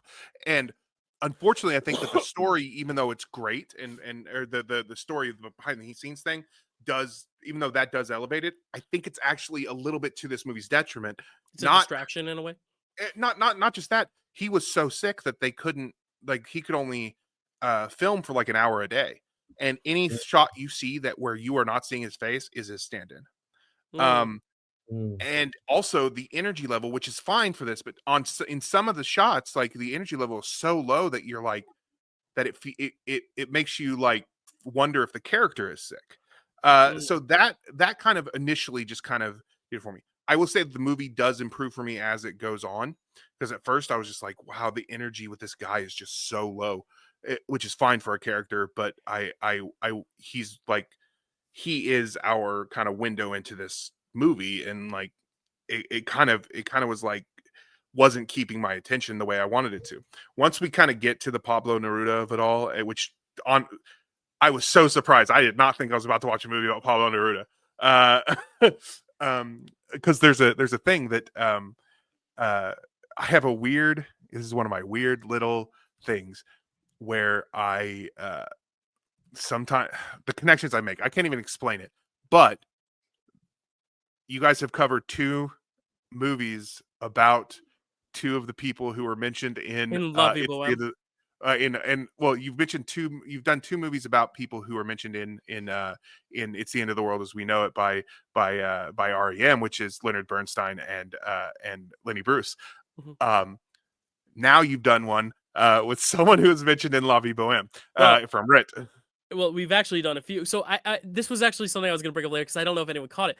When I did Rent, I wanted to research every single person in that song to know Mm. about them because I was like, why are we saying these names?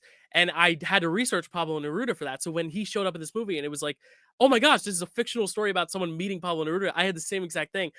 Because now I'm looking.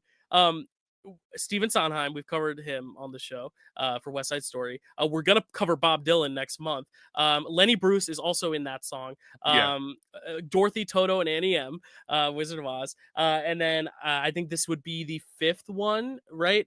Which is Pablo Neruda. But then I think we'll also cover Michelangelo Antonioni maybe at some point. I'm not sure. Langston Hughes, has there been anything about? I don't think know, so. maybe. But yeah, that was the first thing I thought of was like, oh my gosh, like I researched this guy way back in high school when I did Rent, and I wasn't sure if y'all was going to think of that. Kurosawa was in here too, but I don't think we covered him. Oh, we will cover Bernardo Bertolucci. Yeah, yeah, for sure. But I just thought that was so cool. Yeah, I'm glad you made the connection too, because I was like, oh my god, Pablo Neruda too. That's a weird thing that I do in my brain. If they ever make a Lester Bangs movie that's nominated for Best Picture and you guys cover it, I'm gonna have the same thought. Although Philip Seymour Hoffman does play a character that is based on Lester Bangs. In Almost Famous. But anyway, that's not really the point. That was just a tangent. So with this movie, I really, as it went along, really enjoyed it. By the time I got to the end, I love that ending. Like, I love the ending of this movie. Unfortunately, I didn't really start to love the movie until it was getting almost to the ending. Yeah. It's exactly so what Chad said with Braveheart, where the destination was actually really good here. The journey was not as exactly. Yeah. Yes, that's how I kind of felt about this movie. I enjoyed it. I'm interested in watching it again. I will say that the version that I watched, the subtitles, because it was actually the YouTube one that you had linked. The subtitles were mostly good, except it had a problem with pronouns, so it would say he instead of her, him instead of she, and sometimes it would say you instead of him. So it'd be like, you went here, and it was like, well, no, he didn't. The other guy did. Like, so it's like, so it was that. So that was kind of off. That didn't. If you are paying attention to what it's saying, it's easy to understand where it's different, like how to change that in your mind. So that really wasn't a problem. I'm interested in watching this movie again at some point just to see if I can find more joy in that journey getting to that ending. But it just, that first part just didn't necessarily work for me. And I feel like maybe if it had been, because originally Massimo was also going to direct this movie. He would probably died sooner if he did. That's too much. That would have been too much. In Italy, he is still, or I think it's Italy, somewhere, some other country. He is listed as one of the directors, but they couldn't do that in like America and other places for awards reasons, for like guild reasons, I think, or something like that. So they couldn't do that. But he didn't really do anything because, again, he could only be there for like an hour a day. So I think that if someone else had done it, it would have been a different movie, it would have been a different performance. Maybe it would have been worse, because I do think he gives a fine performance, a pretty good performance actually for parts of it, but a lot of it just feels so low energy that it feels like he's just hanging on, and so that kind of does affect it a little bit for me. Interesting. Yeah. No, it's an interesting perspective too, because like, yeah, someone's coming at it as like this meta, like, oh my gosh, it makes it so much richer, but it could be a distraction. I see that too. Was like, because I was also thinking about it during it, so like that is something to say. Like, if you have to spend the movie thinking about the real life context, is it better? Is it worse? It's just different, maybe. But that's very, very good point. Chad, what did you think of Il Postino? Yeah, no, I mean, I actually kind of have the same vibes and reaction as Matt did, really, to be honest. Like, where there's certain parts that I love, there's certain aspects of the movie that I love, and yet there's other parts, like especially like the journey, where I did get like a little bored at times and trying to figure out like where this was all going and stuff like that. Like, is he going to end up writing like the greatest poem ever or something like that? Like, where is this? That's what this is leading to. I will say, I love like the style of the movie. I love kind of how it feels. Well, like I can't remember. I think Dylan, you said like if it feels kind of like an older movie than it actually is. But I think Mm. that's because of like how it was filmed. Maybe because like I view like Italy and like other like Europe as like way older than America. So like, because I guess it is an like institution or whatever. But like I don't know, maybe I just like had like a view like it was like an older film. Like, no, this Yeah. is 1995. Well, because also it's like So, tapping into like Italian neorealism, which is like started in like the Bicycle Thieves in like the 30s. So it's yeah, harkening back to an old style of filmmaking yeah. in a similar way. And that's the thing is like I think it just depends on who the filmmaker is. Because another thing to note, this is an English British white guy directing it. So it's like you're Oh, not getting the authentic because like nowadays when you see something even like Luca Guadagnino's films, like those feel very lived in. They still feel very Italian neorealist, but they have that kind of like a little bit modern edge, like Call Me by Your Name, for example. Something like Cinema Paradiso, which would only come out a few years before this one, also has a similar idea where it's still easily absorbable. I don't know if that's the word. You're easy to like digest it. Whereas this one, yeah, it feels like it's kind of a throwback to older Italian neorealism, but it's not trying to add anything new to the voice of it all. Like it mm, doesn't feel like it's progressing that to where it feels very trapped in a bygone era in a sense. yeah, Which there's a nostalgia to that you see in like Call Me by Your Name, but you don't get in this because I don't know if the director has that capability because he's just not he's not from there. That's not yeah. his bread and butter. Yeah. Yeah, that's a good point. But I did like one of my favorite things, and I mentioned this in a chat with you guys that I loved is, and I guess the Academy agreed because it won a dramatic score. Mm, I just think that the score just felt so like Italian and just like different, and I just really loved that about it. So a lot of the filmmaking I think was kind of to its credit, even if it wasn't like advancing the art form or anything like that. I think it was kind of a cute little story about like the building of a friendship, and then yeah. when the friendship sort of like ends but doesn't end, like it has to like they have to part, and then the fear of ghosting that we have like in the modern era, which apparently it's gotten really bad as far as like if you like dating culture and ghosting and stuff like that, as far as like we are the most connected that we've ever been now, and Yeah. yet people will sometimes just you know cut someone off completely and then not even say anything about it. And like here we got like a proper like kind of like goodbye, but then like there's always like that feeling of like reconnection, like of these people that like this person that meant so much to me at a specific time, like Hmm. will that be the same? It's kind of like if like talked up about Before Sunrise, where they meet and they have like this amazing like relationship over like a day, and then like they have to part, and then you don't want them to part, but then you get other movies where they reconnect later and you get to see that connection grow. But like what if like they had another movie or something like that where just one person felt like one person felt deeper in the relationship than the other. Mm, And I kind of like got that where it was almost like a don't meet your heroes kind of movie.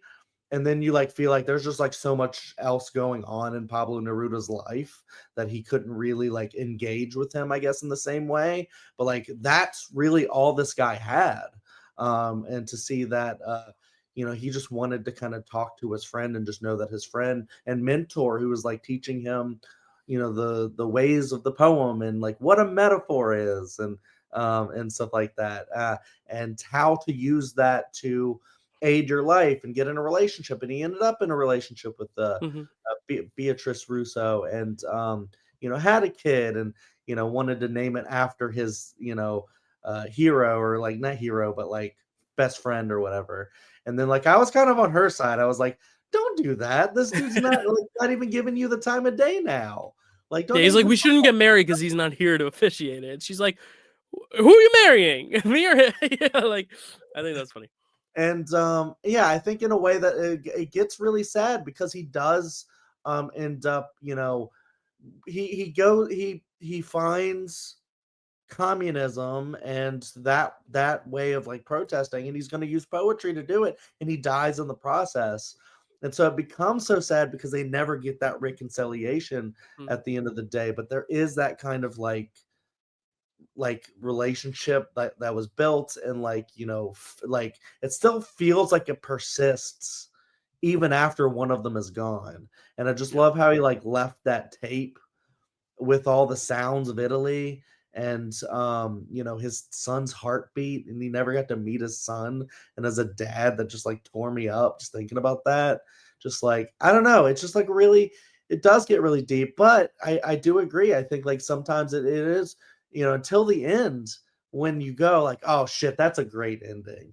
And then but Yeah. like through it all, you know, like through the middle part, you're just kind of like, where's this going?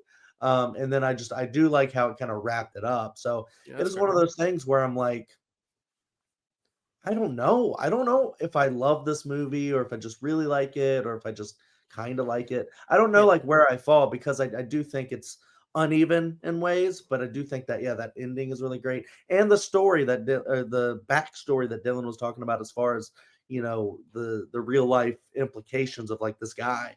Um, you know, it is a very sad story, but also like really like interesting one, where you're like, Yeah. whoa, okay. So like when you're Yeah. watching it, you kind of have that in mind, unless you don't know. But Yeah. we did look it up. Like Harry told me that that's what happens, you know, while I was watching it. And then I was like, oh shit, okay. Yeah. Yeah, Well, as someone who bleeds marinara sauce, I'll also just say, like, I think for Italian cinema, it's cool that it's getting recognized, and this is the yeah, first film yeah, that it is. But also, I'm looking at like so many of the great directors, like Michael Radford does a good job with it. But I'm also like, you know, where was Antonioni and Fellini and Zeffirelli? I guess Zeffirelli got nominated, even though yeah, it wasn't an Italian film. Romeo and Juliet did, but like, there's so many other directors who I think are more authentically telling these Italian stories. And I know we've had conversations like who's the right person versus wrong person to tell this story, but I do feel like there's so much great Italian cinema that it's almost a shame that like this is the one that got picked because like Harvey Weinstein made a good campaign and the actor died. yeah. Like I feel like it sucks because it's like there's so much other great Italian cinema that I hope if people only watch this and they just say, oh, I don't think Italian cinema's for me, I hope they check out like Bicycle Thieves and all the Fellini stuff, and check out Cinema Paradiso. It's the same actor who plays Pablo Neruda as the lead of Cinema Paradiso. He Oh plays yeah. Alfredo. But like, there are great Italian movies out there, even modern ones. If you can't get into the old stuff, like check out all the works of Luca Guadagnino, especially the ones set in Italy, A Bigger Splash and Call Me by Your Name. And I really do think there's so much great Italian cinema. So I just want to be that advocate It's because it's this is just not the prime example of it, I don't think. Yeah. Yeah, it's just so weird, because it's almost like with the Academy, like when you're an American institution, either never nominate foreign cinema for Best Picture, or make it more inclusive to where you're doing it a lot Yeah. more. And you're Which they bringing definitely in are now. Yeah. are now for sure, yeah. But I do agree that it's like, you know, well, why that one? You know, so yeah, that's Yeah. a good point. Well, to add to the kind of how it kind of for you, like as the Italian, you bleed marinara. What do I bleed? I guess whiskey. Um, Haggis. uh, um, but the book, right? It was based on a book, I believe. Yeah, Yes. the Yes. book was set in Chile, Mm, where Pablo Neruda is from. right. Uh, they just moved it to Italy, and so that I think also might have maybe make you feel the disconnection a little bit, because Yeah. Yeah. it's not really about Italy. Yeah, it's almost a And weird melting pot. It's like you're getting a yeah, British director, an American producer, an Italian actor, a Chile, a story that's based in Chile, and trying to make a hodgepodge while also doing this yeah, like fantasy thing of like this fictionalized story about an author. It's like Midnight in Paris, where it's like taking these real life yeah, figures but making a fictional story around them. It's a weird hodgepodge, but it never feels yeah. fantastical in that way either. It doesn't. It Right. just feels like a very basic slice of life story, not very I engaging. will Yeah. I will say, regarding the ending, because I said I love that ending. One thing I really love is that he finally found his poem, and it ended up being that tape, and Hmm. which I think kind of says something about art, which I really love, and how a person is able to express their feelings, which I really love. Great Yeah. point. There you Yeah. go. Il Postino, nominated for 5 awards, wins one. Best Original Dramatic Score, which we've talked about the scores of all these movies so far have been batting 100. But it's also nominated for Best Picture, Best Director for Michael Radford, not a very Italian name, but Best Actor for Massimo Torrisi, and then Adapted Screenplay. So the Academy definitely had some common sense when nominating a lot of these scores because it was a great year for scores. But what else was nominated for Best Score, and which also made a lot of sense as a nomination, is Sense and Sensibility. Chad, tell us about Sense and Sensibility. Yeah, we just recently talked about Ang Lee, so Mhm. let's talk about him again. Sense and Sensibility, directed by Ang Lee, written by Emma Thompson. That's right, Emma Thompson. Cinematography by Michael Coulter. Music by Harry Potter composer Patrick Doyle. Starring Emma Thompson, Hugh Grant, Kate Winslet, Alan Rickman. Speaking of Harry Potter, still Imogen Stubbs, Greg Wise, Gemma Jones. Harriet Walter, James Fleet, Hugh Laurie, Imelda Staunton, not hateable in this really, or as hateable, I guess.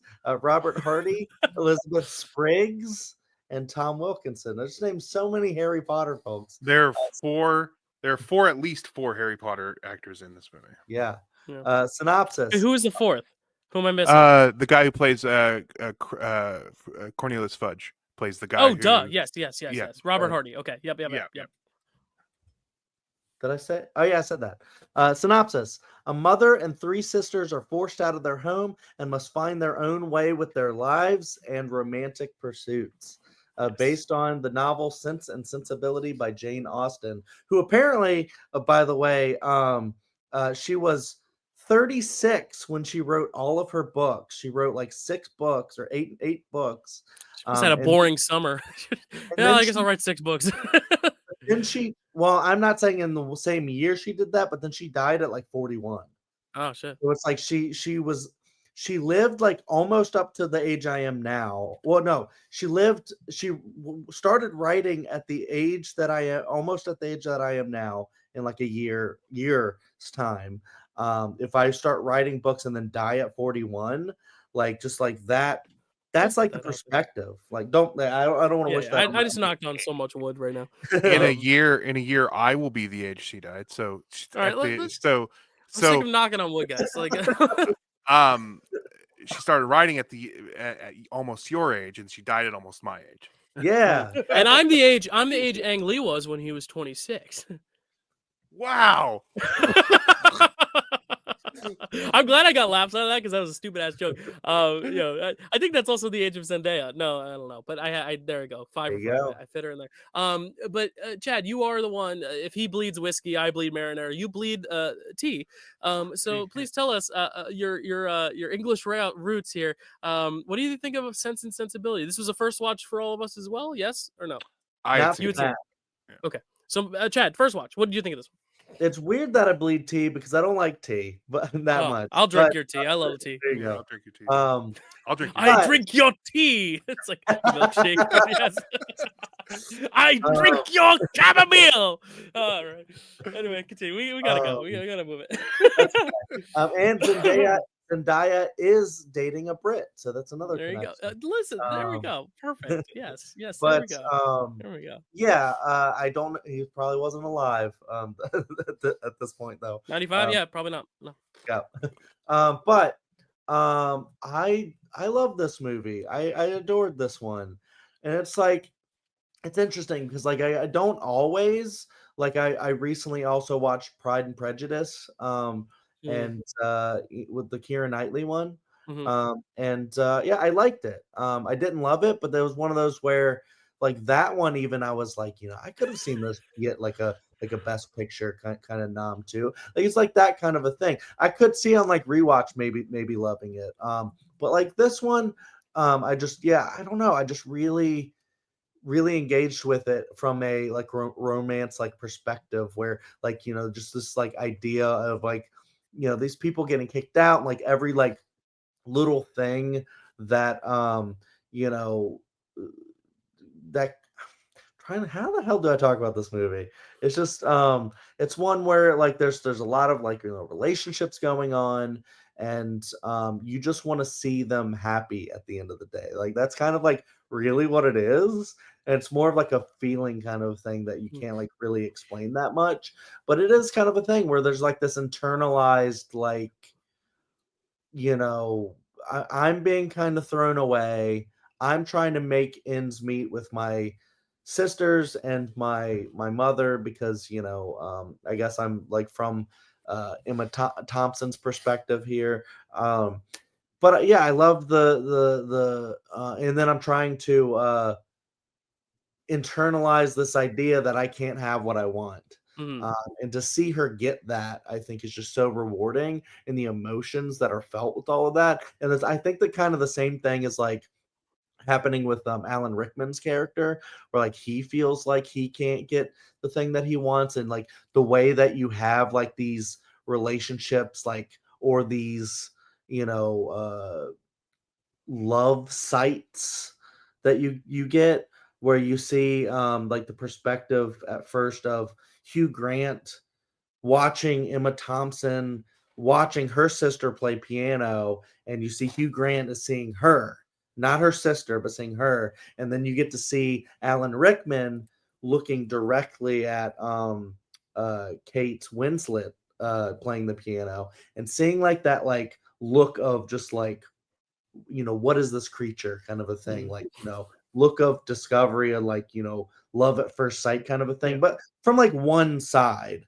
But Mhm. then to see that like thing where it's almost like predestiny of two people getting together, and to seeing all these like webs of relationships and things and like scandals that happen Yeah. with like Willoughby and his life, and the way he you know falls in love, but then like has to you know not he can't actually pursue that fully because he's being cut off, and there's a whole scandal with him, and so he has to marry rich, and the what that says about society, and like how we look at that from like a modern lens of feminism, and like we're seeing like, oh well, these women, like their lot in life is to try to find a guy that can support them because they cannot do it on their own, which also kind of would make like we'll get to Greta Gerwig's Little Women, where it has like a little bit of a twist on that at some point. This doesn't have that because it's not like written to be that way. It's more like, I guess, true to like the source material. Yeah. I didn't mind that either because it is like in that time there wasn't like feminism. There it just didn't exist. It was like Well, that's that's why what. her books were so important. Yeah. Yeah, exactly. That Yeah. that too. So that kind of like shows what the baseline was too for that. But it is one of those where I just wanted to see them happy. Mhm. I saw some amazing performances. Yeah. I just think it was a really great story. And I want to talk about the No, I know. performance, but it's not Yeah, time for that. and I think we'll talk a little bit about him later if I had to Yeah. guess. But I think what you said best was Webb because it's your last name. But it's like all of her books feel like webs. They always feel like these like it's a fun knot puzzle. Like Matt knows like in Survivor where it's like all these like tangled up things and you have to untangle them. And at the end there's like all these like perfect 4 ropes. But at first they were all intertangled. And like the movie and or the books are like you trying to for yourself trying to figure out how these are going to unravel, how which knots are going to come together to form even beautiful tighter knots. And I think that's what's so engaging about her material. And I think to talk about this movie is to talk about the source material because this is such a faithful Mhm. adaptation, as you said. And I think Ang Lee does such a good job with it.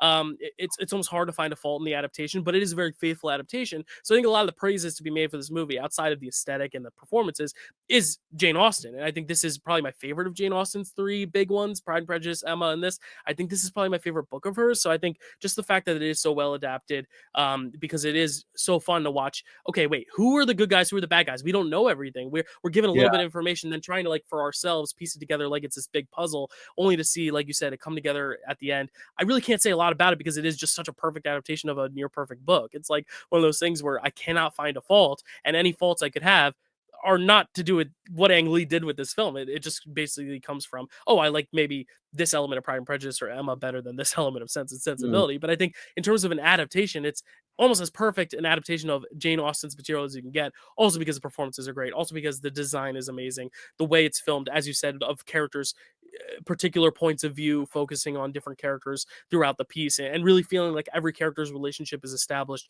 not just in word, but in visual context as well. The visual communication of these relationships with one another and the way they care about one another and the way they interact in the space is it's beautiful. And I think, to go from Brokeback to this, it also shows how great of a chameleon he is as a director, because we've seen him do superhero movies with Hulk. We've seen him do big, epic fantasy films like Life of Pi. We've seen him do tender romances that are very quiet, westerns, Brokeback Mountain. We've seen him do this. And I think it just shows how much of a chameleon he is, but still is able to bring such artistry to everything he does. In the fact that it is one of the best fantasy films, one of the best Marvel films, one of the best gay romances, one of the best Jane Austen adaptations. It's not just one of those, it's one of the best of those. So I think Ang Lee there's a reason why he's one of the best. But Matt, I will go to you next, because I know you love costume dramas, you love period pieces, you love Jane Austen. So what are your thoughts on this one? Well, here's the thing. I hate reading Jane Austen books. I haven't tried since high school. I have not tried since high school. Okay. I hate reading Jane Austen books. I don't know why hard. I thought you did. I've tried them all. Here's why you think I did. I love Jane Austen movies. Okay. Love Jane Austen movies. Okay. It's so hard. Like, I should give them another shot, because maybe in high school I wasn't ready to receive them in the way that I could today. But there's only so much a 17-year-old can read about people talking about dancing, not dancing, talking about dancing, that before he's like, God, I don't want to read this anymore. But watching it in movies, I almost always love Jane Austen movies. Even things that are based on Jane Austen, things that are set in modern day, like Clueless is an adaptation of Emma. Bridget Jones' Diary, I think, is an adaptation of Pride and Prejudice, I believe. Yeah. Things like that, I even love those. That Pride and Prejudice that he was talking about is one of my absolute favorites. Matthew McFadden as Darcy is so good, absolutely perfect. It's so good. Anyway, talking about this movie, and Ang Lee. You were talking about Ang Lee. I think that he's an incredible director. This is probably my second favorite Ang Lee movie of all time. Is your first Brokeback? No, first is The Ice Storm. Yeah. But this is probably second. Life of Pi, we disagree on, because I don't think that's a very good movie. Okay. Otherwise, I think they're all great movies. I think it's a fine movie. It's just not one of those. No, I get what you mean. Anyway, but for this movie, I absolutely love it. The actors are so good that you can feel how well it is written by Emma Thompson, like the adaptation, because it does feel like a Jane Austen story. So she's doing a very good adaptation, but also, like, there's just little things that kind of feel like Emma Thompson in them, and you can really feel that. It makes it feel very personal, especially with her in the role, which I really, really like. I agree with what Chad was saying. The fact that that Colonel Brandon and Emma Thompson's character, whose name I just forgot, Eleanor. The fact that Colonel Brandon and Eleanor, they are both in basically the same position. Like, they are both not getting the thing that they're both kind of waiting to get that thing, the thing that, and not just the thing that they want or deserve, but the thing that they want or deserve that will stick and will stay with them, because they've had a bad run. I think it's just a beautifully told story. I think the actors in it are so good. I loved this movie. And yeah, it's got 4 Harry Potter actors, which is amazing. Honestly, when I asked you who the fourth one was, I already had Robert Hardy down. For some reason, I just didn't write down Alan Rickman's name, just because because he's in so many things. I wouldn't counting him as one of them, because I was thinking of like the bit parts. I was like, oh, she's Umbridge in that movie. And then I was like, oh no, duh, yeah, Alan There's Rickman. 6, by the way. 6. Are you guys missing Gemma Jones? Gemma Jones. Oh, who was she in Harry Potter? I think she's Mrs. Potter. You are so right. That's correct. Oh, so she is their mother in this. She is she's Mrs. Potter in the Harry Potter movies as well. And then who is the 6th? No, she's Madame Pomfrey. Okay. Well, we'll figure all this out off air. This is our own little game. You have Emma Thompson, Alan Rickman, Gemma Jones, Imelda Staunton, Robert Hardy, and Elizabeth Spriggs. Elizabeth Spriggs. Okay, who is she in in Harry Potter? That's a good. Oh, The she's Portrait of the the Fat Lady. fat lady of Port. Yeah. Okay. Oh Okay. yes. Cool. Okay. Cool. And then yeah, like this cast is just so stacked, and that's why I'm honestly surprised that In the like first one, not the second one. That or yes, not in the Right. third one, but in the first one. Yeah. Okay. I'm honestly surprised this wasn't just such a shoe in, but it also could just be that like looking at the awards that it was given like BAFTA, like obviously it's a very British film, maybe that's just what it was. But yeah, I'm surprised this wasn't the runaway favorite just because it has every element. It appeals to the actors branch, to the directors branch, the texts. I mean, the texts are beautiful. Everything is so well stylized. The Costumes, writing, costumes, yeah, everything just feels like it ticks all the boxes. But again, best picture doesn't always have to be that. It just has to be what appeals to the majority. Yeah. But yeah, it's so good, so good. Yeah. Other thoughts? I feel like we didn't give it its service, but it's just so good. It's like hard to find any holes. I think the problem is we gushed about it without it because it's so good. If you haven't seen it, go watch it. And this is a tangent. This is not what I'm about to say. It doesn't even apply to this. But if you've never seen Imelda Staunton in Follies, Stephen Sondheim's Follies, go watch it. She'll break your heart. There you go. Yeah, Chad, anything else on Sense and Sensibility? Yeah, it's just one of those that it's like you guys talking about. Like it's so pristinely like written. Like I'm just so impressed with what Emma Thompson did. And just seeing like her like the love that people have for Jane Austen, because I actually did start listening to the audiobook of this, and it's read by sorry, Gone Girl. I always forget her name. Gillian Flynn. No, Gone Girl. Gillian Flynn. Oh yeah, or Gillian Flynn, who wrote it. Oh, who No, acted in it? Rosamund Pike. Rosamund Pike. Yeah, Oh, I got you. I thought you meant the author of Gone Girl. Yeah. No, sorry, Rosamund Pike, who reads on Audible the Sense and Sensibility book, and she's in Pride and Prejudice. So I just think that the love for those books, I just think are so good. And just I don't know, it's just one of those things where it's just so impressive that I just didn't expect to like love this movie as much as I did. Yeah, it's like sneakily one of Ang Lee's best because you don't hear about it in that context, probably because it's not like a big genre or fantasy swing or something. Like I feel like that might be why.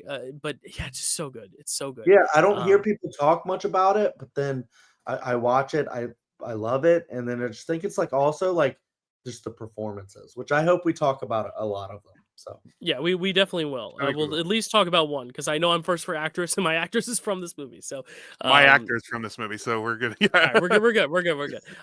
But yeah, that is it for Sense and Sensibility. It is nominated for 7 awards, wins adapted screenplay, deservingly so. It's also nominated for picture, best actress for Emma Thompson, best supporting actress for Kate Winslet, best original dramatic score, best cinematography, and best costume design. So there you go. Doesn't win. I wanted to see what does win costume.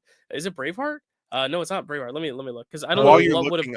It was a different restoration. Yeah, Okay, historical drama. Yeah, Robert Downey Jr. Okay, yeah, I don't know why this didn't win costume because this feels like the most costume drama I've seen.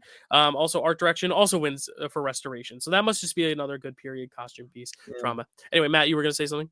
Oh, I was just it didn't really matter. I was just gonna do it while you're doing it. But another almost Harry Potter connection is that the author wrote Gilderoy Lockhart with Hugh Grant in mind and wanted him in the role, but he couldn't do it. That's why they gave it to Kenneth Branagh. Branagh's so good in that role, but like he is so good at it. But Hugh Grant would have also been really good in that role. Yeah, love that. All right, guys, we have to rank these movies now. It's a tough task because for me, number 1 and 2 are so close. Everything else I've sorted out now. I wrote down my ranking, so it's done. It's right here. I'm not cheating. But I have it done.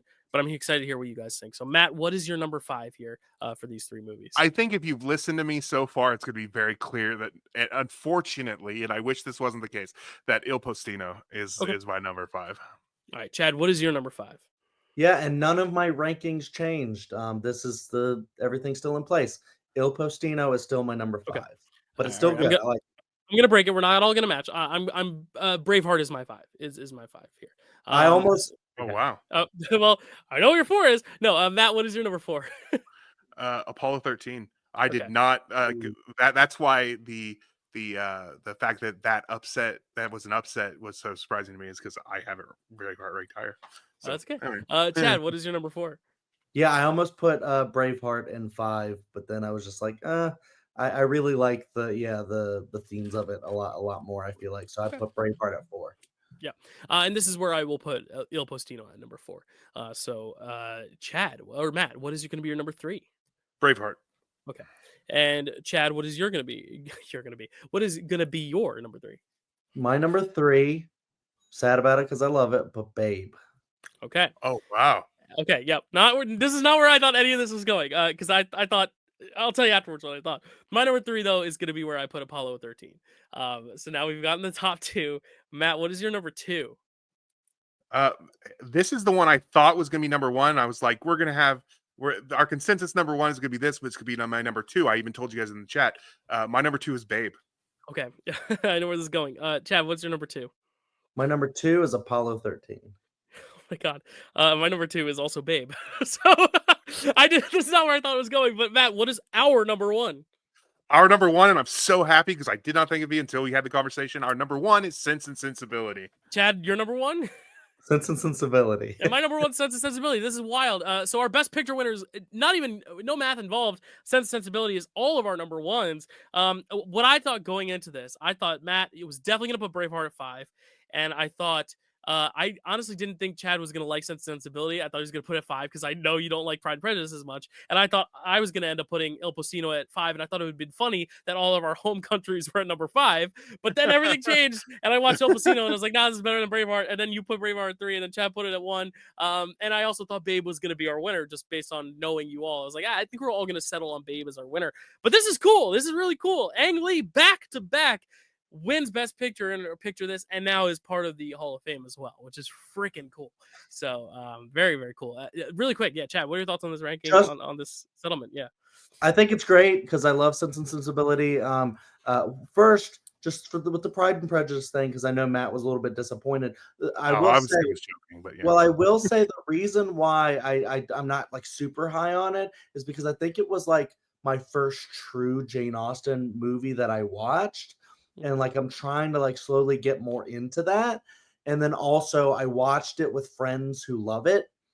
And that was my first watch of it. I will say it is tough with Jane Austen fans sometimes because they're all like, oh, and did you see what Bingley did? And I'm like, I don't know. Yeah. I'm just like, okay. And I didn't get as much of the story as I would have liked to. So I want a rewatch of that. It is also one that I ended up loving it. I think we'll just talk about it now because I forgot to bring this point up with Sense and Sensibility. The reason why I think movie adaptations of Jane Austen sometimes work better than books, because on books you have names on a page. In movies you have famous actors to pair with each of the names, so you can almost kind of use a cast list as a cheat sheet. So if they're just talking about Eleanor, you're like, oh, that's Emma Thompson. Whereas in a book you're like, okay, Eleanor is this one. She's related to this person. How? Whereas on a movie you can visualize the relationships because there's so many characters in these books that it's so much easier to be like, okay, wait, so she's the younger sister.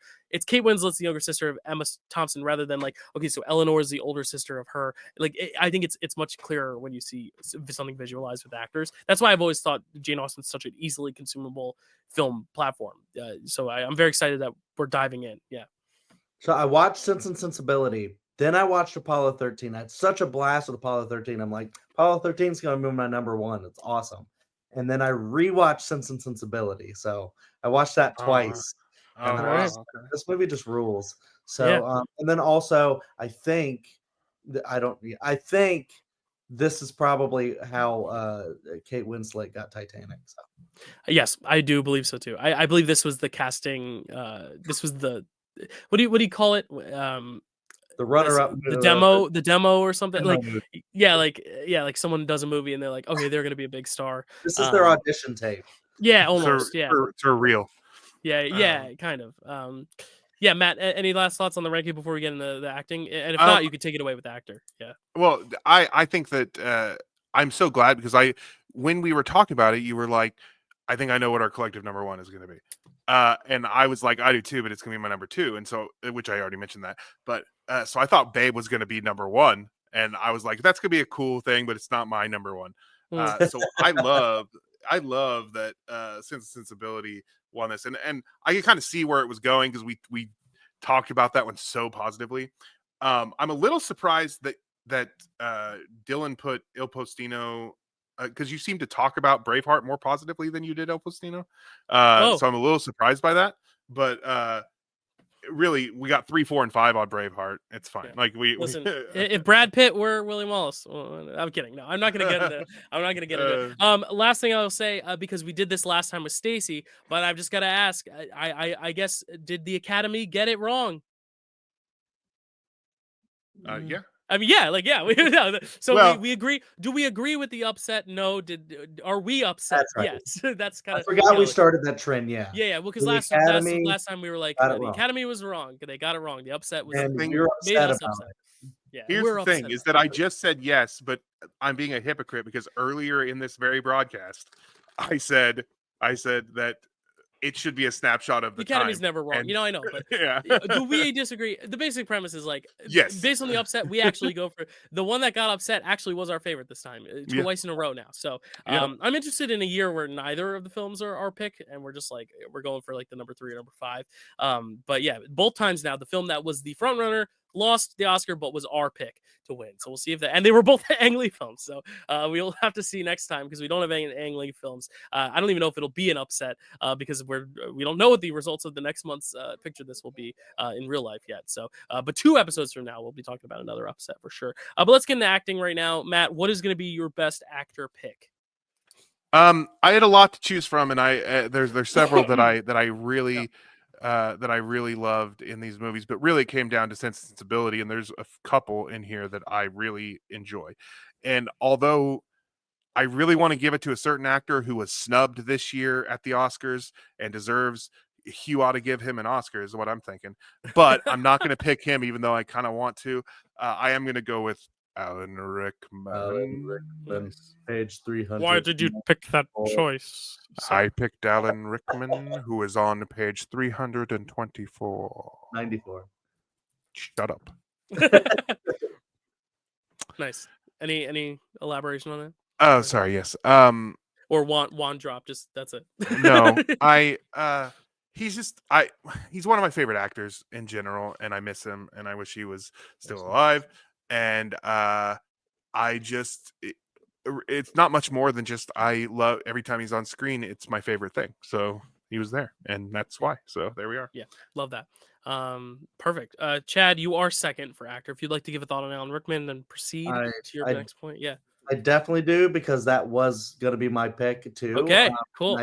I'm glad that Matt picked him because just the way he's got such gravitas in this movie. Just the way when he like first is staring at Kate Winslet playing the piano, and just he's got that like I'm in love immediately. And then like when Emma Thompson's like looking up at him, and then you see that from a different perspective. I don't know, just the filmmaking and it's great, but like just that performance, like, and then the joke that like I think Matt did the joke, like, I have to go to London post haste. Kind of I was going to start my conversation during that about that. Yes, I have to go to. I'm sorry, I would love to stay here and do this with you guys, but I have to go to. I have to return to London immediately. No time to waste. 3 people did that in that movie, which I thought was a great running. Yeah, not a minute. It's a great device. I just need to say real quick about Rickman. One thing I really loved about it is that it's very rare that you get to see him sympathetic. You can have sympathy for him, but it's rarely that his character is so sympathetic, and he played that so well in this. So I really like that. Nice. Yeah, and he just brought like such gravitas to like each scene, just like every word you're like hanging on.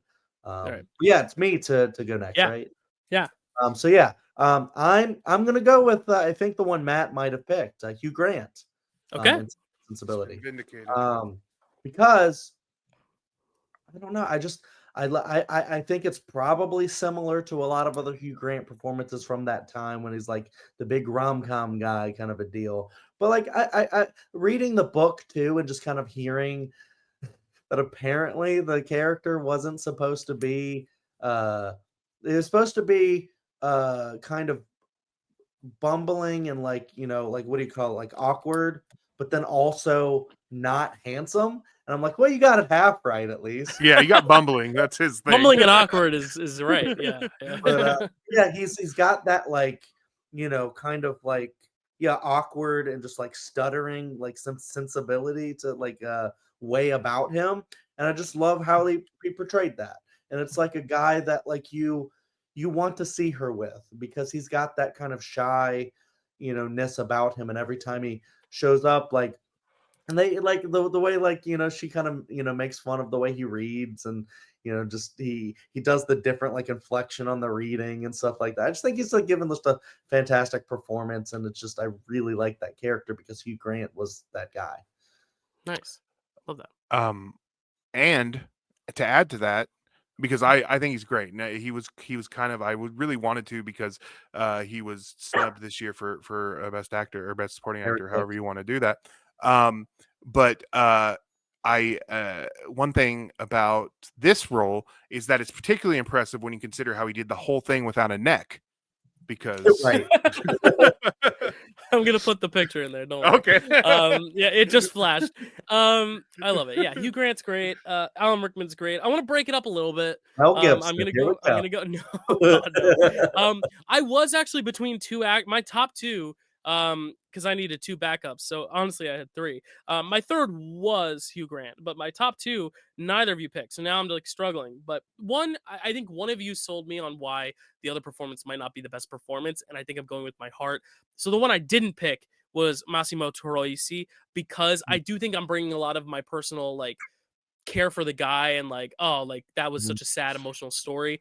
But like when Matt, you were talking about the performance itself, it does feel a little lethargic, which I think adds to the movie, but also like, is it a better performance than this other one? Probably not. So I'm gonna go with my other one, which was like my backup, but now I feel good about putting it here because it's also an actor we've never awarded here in Picture This, and it's someone that I've really loved watching, especially in his supporting performances, like The Hours. He was probably my favorite performance in that Yes. film. Yes, I'm you're going doing- Ed Harris for Apollo 13 because I've said I think the stuff on the ground is so much more exciting than the stuff in the air, probably because I've seen the stuff in the cockpit in multiple other space movies. But the way he's keeping his composure, but also breaking down inside, but not showing it, not even showing it behind the scenes to the audience. He never shows it, but at the very end when he sits down, just cries. Oh my God, man. good. It is so good. He's just one of the best actors. I know, Matt, you're very fond of him. I know, Chad, you love him too, but he's someone that I've never really given the proper respect to. I've always been like, I love Truman Show, and like Ed Harris is great in it, but like Jim Carrey, but like really like everything he's in, he's such an integral part of all those films, but he's never really the highlight. He's never the center of attention. But I think he is someone who is, if he's not in the movies he's in, it falls apart.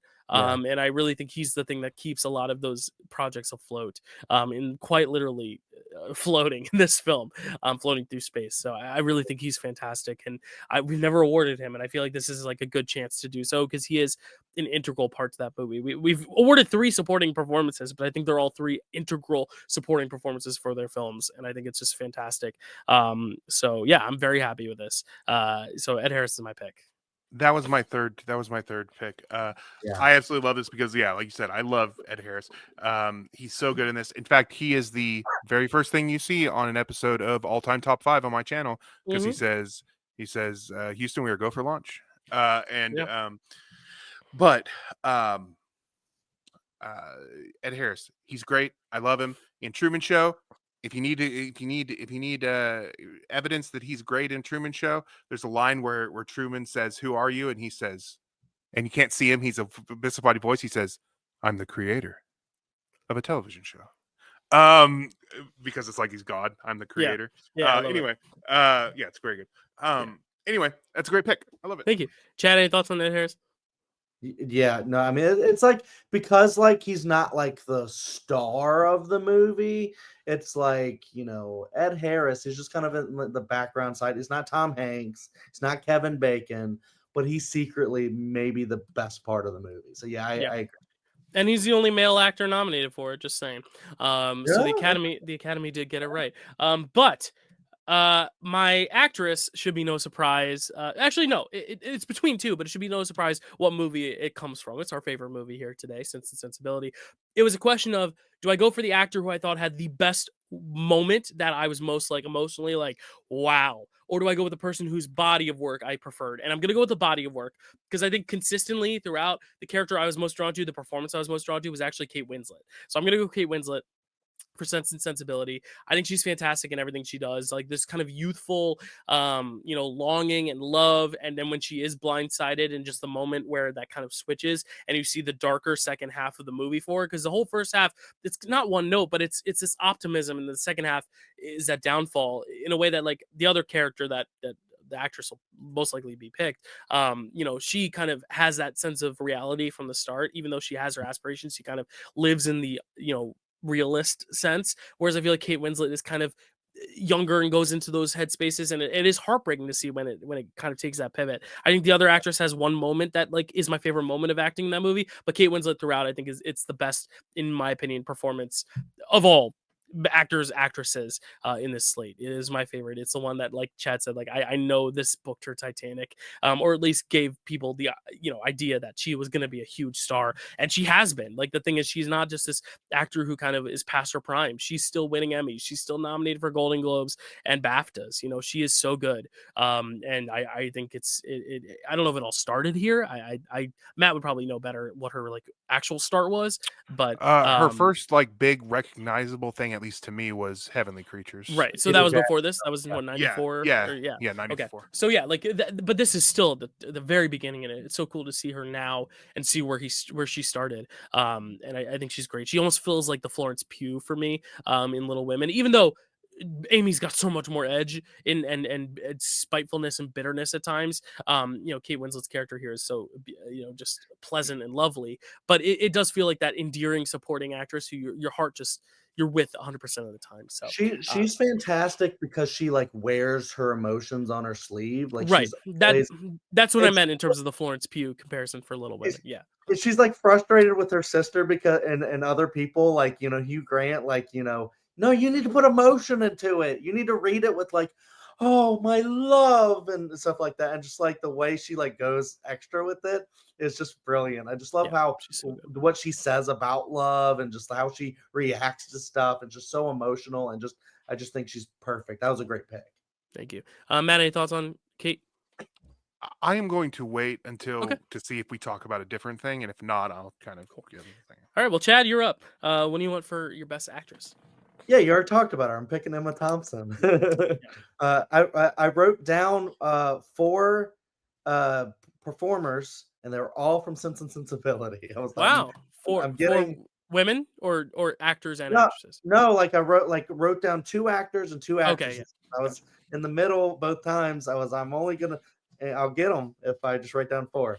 You're gonna get them either way. Yeah, you're right. Yeah, so and they're all Sense and Sensibility. I don't know. It's just like the best, like I think, acting movie overall throughout, and it's our number 1, movie too. But yeah, Emma Thompson, like you said, like she is kind of like the opposite, the antithesis of Kate Winslet's character, where she doesn't she's more reserved because she has to be like the realist, like you said, and I think that also takes a lot of work to be the reserved one, only to have like that best moment that I think you're talking about when she actually breaks down, like a moment of catharsis at the end when she finally gets what she wants.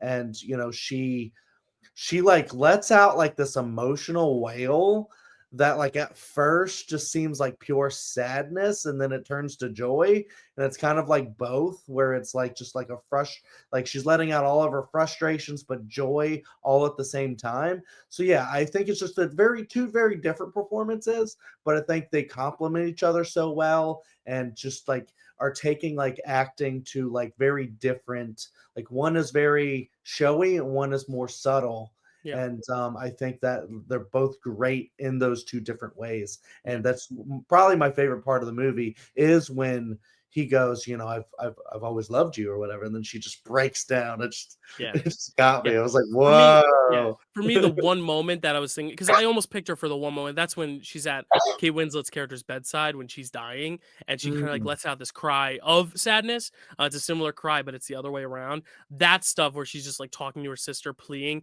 that stuff broke me. That was the moment where I was like, she's going to be my best actress. But then the more I thought about it, I was like, but Kate Winslet, this whole movie, I've been just raving about her, but they're both so good. But that one moment really almost convinced me to pick her. But I'm glad you did. I knew they would both be on here. But is Matt going to make it a three-peat? Is he going to pick another Sense and Sensibility? Is he going to go somewhere else? He said no one. He said it privately. He's like, no one has my actress, and I'm curious because I think I know where you're going with this, and if it is, it's going to be very cool. Let's see. I'm worried now, but let me just say about you guys' picks because it did happen. He did pick because here's the thing. I feel the other way.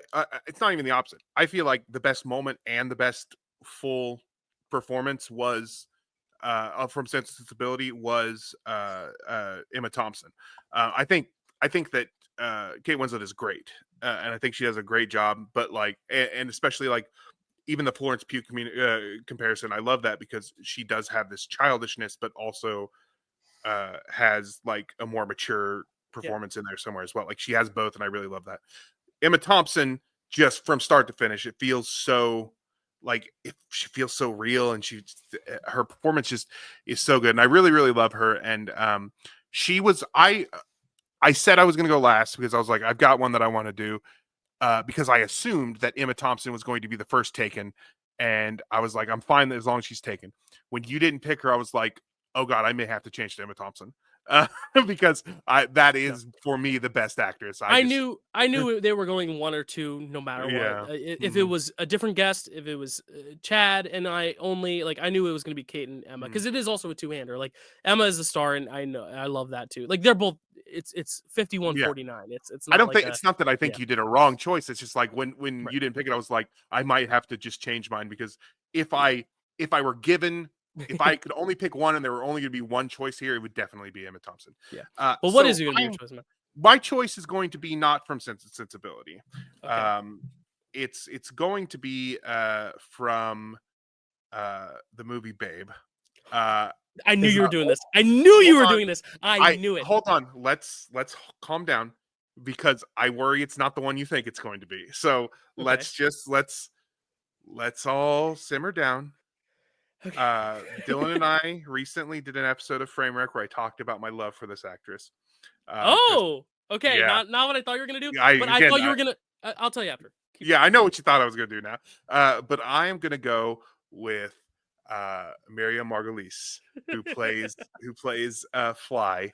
Oh my gosh! I really love her. I love her in Romeo and Juliet. She plays Nurse. She plays Madame Sprout in Harry Potter. She's in a lot of stuff.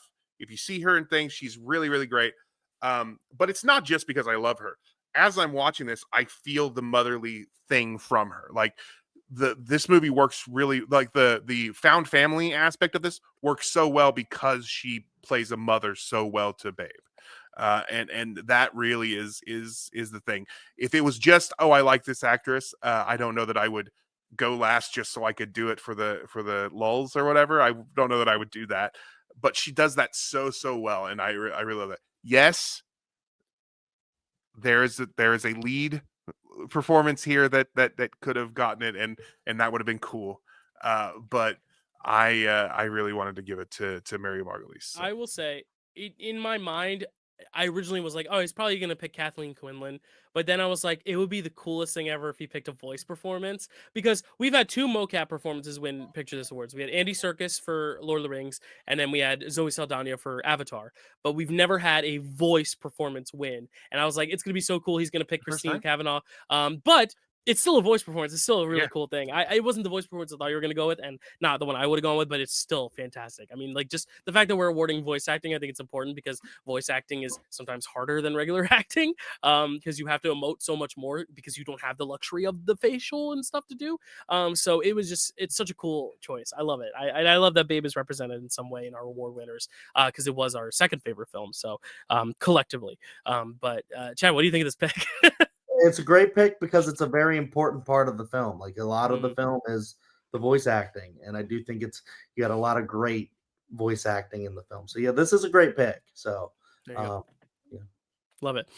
So we are going to rattle off our winners right here. The award for Best Actor. My Best Actor is Ed Harris in Apollo 13. Chad's Best Actor is Hugh Grant in Sense and Sensibility. Matt's Best Actor is Alan Rickman in Sense and Sensibility. My Best Actress is Kate Winslet in Sense and Sensibility. Chad's Best Actress is Emma Thompson in Sense and Sensibility. And Matt's Best Actress is Miriam Margolyes in Babe. And our Best Picture collectively is Sense and Sensibility, which means for the first time ever on Picture This, we've had movies win 3 awards. We've had movies win 4 awards. This is the first film ever to win 5 Picture This awards for Best Picture, 2 Best Actors, 2 Best Actresses. This has broke back Godfather, Goodfellas, Shakespeare in Love, To Kill a Mockingbird, and Who's Afraid of Virginia Woolf to become the first ever 5-time Picture This winner. Now, there is possibility that some films someday could win 7, so this is not the ceiling, but right now, this is the most ever a film could win, which is pretty freaking cool.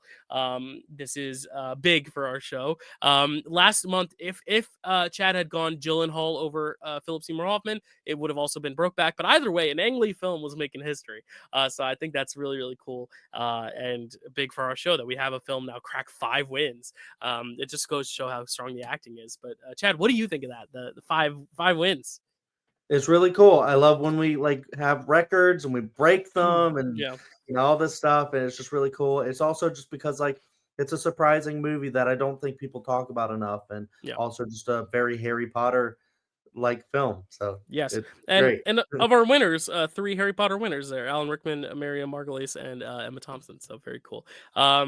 There we have it. 1995. We're closing the book. And we did 1995 last month. We did 2005. Why don't we keep it with the 5s and cover 20? Well, technically it's 2024, but for the Oscars of 2025 next month. That's right, because every year Chad and I cover the current Oscar year, and this next month will be the Oscars of 2024, representing the films of Oscars 2024, I should say, for the Oscars of 2025. So Chad and I will be covering those films. We are not sure yet if it will be part of our year of the upset, because at the time this is airing, we have not filmed before. We filmed before the BAFTAs, so we don't know if Anora wins the BAFTAs, and anything other than Anora wins, then it will be considered a year of the upset year. But right now, if Anora keeps winning all these things and Anora wins Best Picture, then it will not be one of our year of the upset, so we'll just treat it as a regular episode. But either way, this could be potentially another year of the upset. But those films, the 10 films for 2024 that we'll be covering next month, are Anora, The Brutalist, A Complete Unknown, Conclave, Dune Part 2, Amelia Perez, I'm Still Here, Nickel Boys, The Substance, and Wicked. So those are the films that will be represented next month that Chad and I will talk about. Strap in. It's probably going to be 5 or 6 And me, hours. I'll be back. I'm kidding. Matt will be back in the comments for sure. But yeah, we'll give him a shout out. We'll make sure we poll the audience. Actually, speaking of polling the audience, we can poll the audience right now. Go to the Pickle Awards link and vote for your winners for the awards. Not necessarily these 10 films. One of these films did not get a single Pickle Award nomination, but you can still make your voice heard if you would like, and go to that link. I will link it in the description below. Voting's only open for another day or 2 after you're seeing this video, but either way, I digress. Matt, our guest, thank you so much for this, for joining us. What are your thoughts as we close 1995? Any precursor thoughts? Since you're not going to be on the episode, but you can give your thoughts right now on 2024 if you'd like to very briefly do so. Any other last things also you could plug, do everything you need to do. I'm so happy to be on an episode that sets a record for the thing. That's amazing. I'm glad that we were all on the same page. We got to do my favorite movie and my favorite director and award both of those things Best Picture. So I'm glad that we got to break a record here. But as far as the next week go, yeah, I'm not going to be on here, of course, because it'd be 10 hours. But I will say that if you guys happen to need a tiebreaker, and Substance is one of them, know that the Substance gets Matt's vote, and maybe that will help. But yeah, Substance all the way. That's my And hope. where can they find you, Matt? All right. What? I was in the middle of a word when you. Oh, said I that. didn't know. Sorry, I thought you said Substance is your pick. That was it. Sorry. Oh. You cut out then. I'm sorry, man. No, We're it's 7 all right. minutes over the hard out. Sorry, keep going. Oh, sorry. You can find me on YouTube at Matty Loves Movies. We do a lot of fun things there. You can find these guys on that channel with me. You can find me on Letterboxd at MattManXIII. Yeah, that's where you can find me. Anywhere on the internet, you can find me at MattManXIII. Nice. Chad, where can they find you? And any last thoughts on 95? 95 was great. There's like I didn't dislike any of the movies, which is like I think kind of rare for the Oscars. Like there's always like one, and I feel like here like I like them all. So which is really really cool, very enjoyable. I like loved some of them. Great time always with having Matt on here. Just a lot of great conversation I think between the three of us. That's why we need to do another Framewreck this at some point because I love doing those as well. But yeah, it's had a lot of fun. But I will just plug Cinema Chad. Yeah, my letterbox. I'll plug Welcome to Primetime.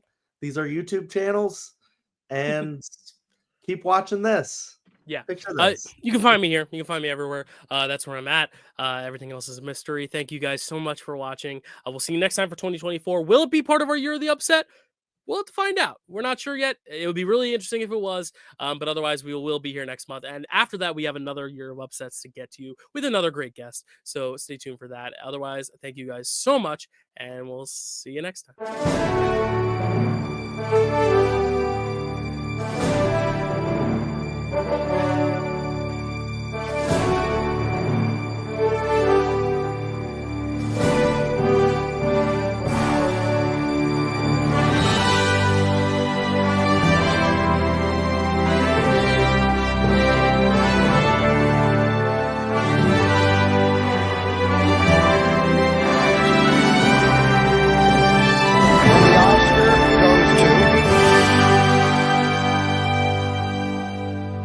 And the Oscar for Best Picture is presented to Braveheart.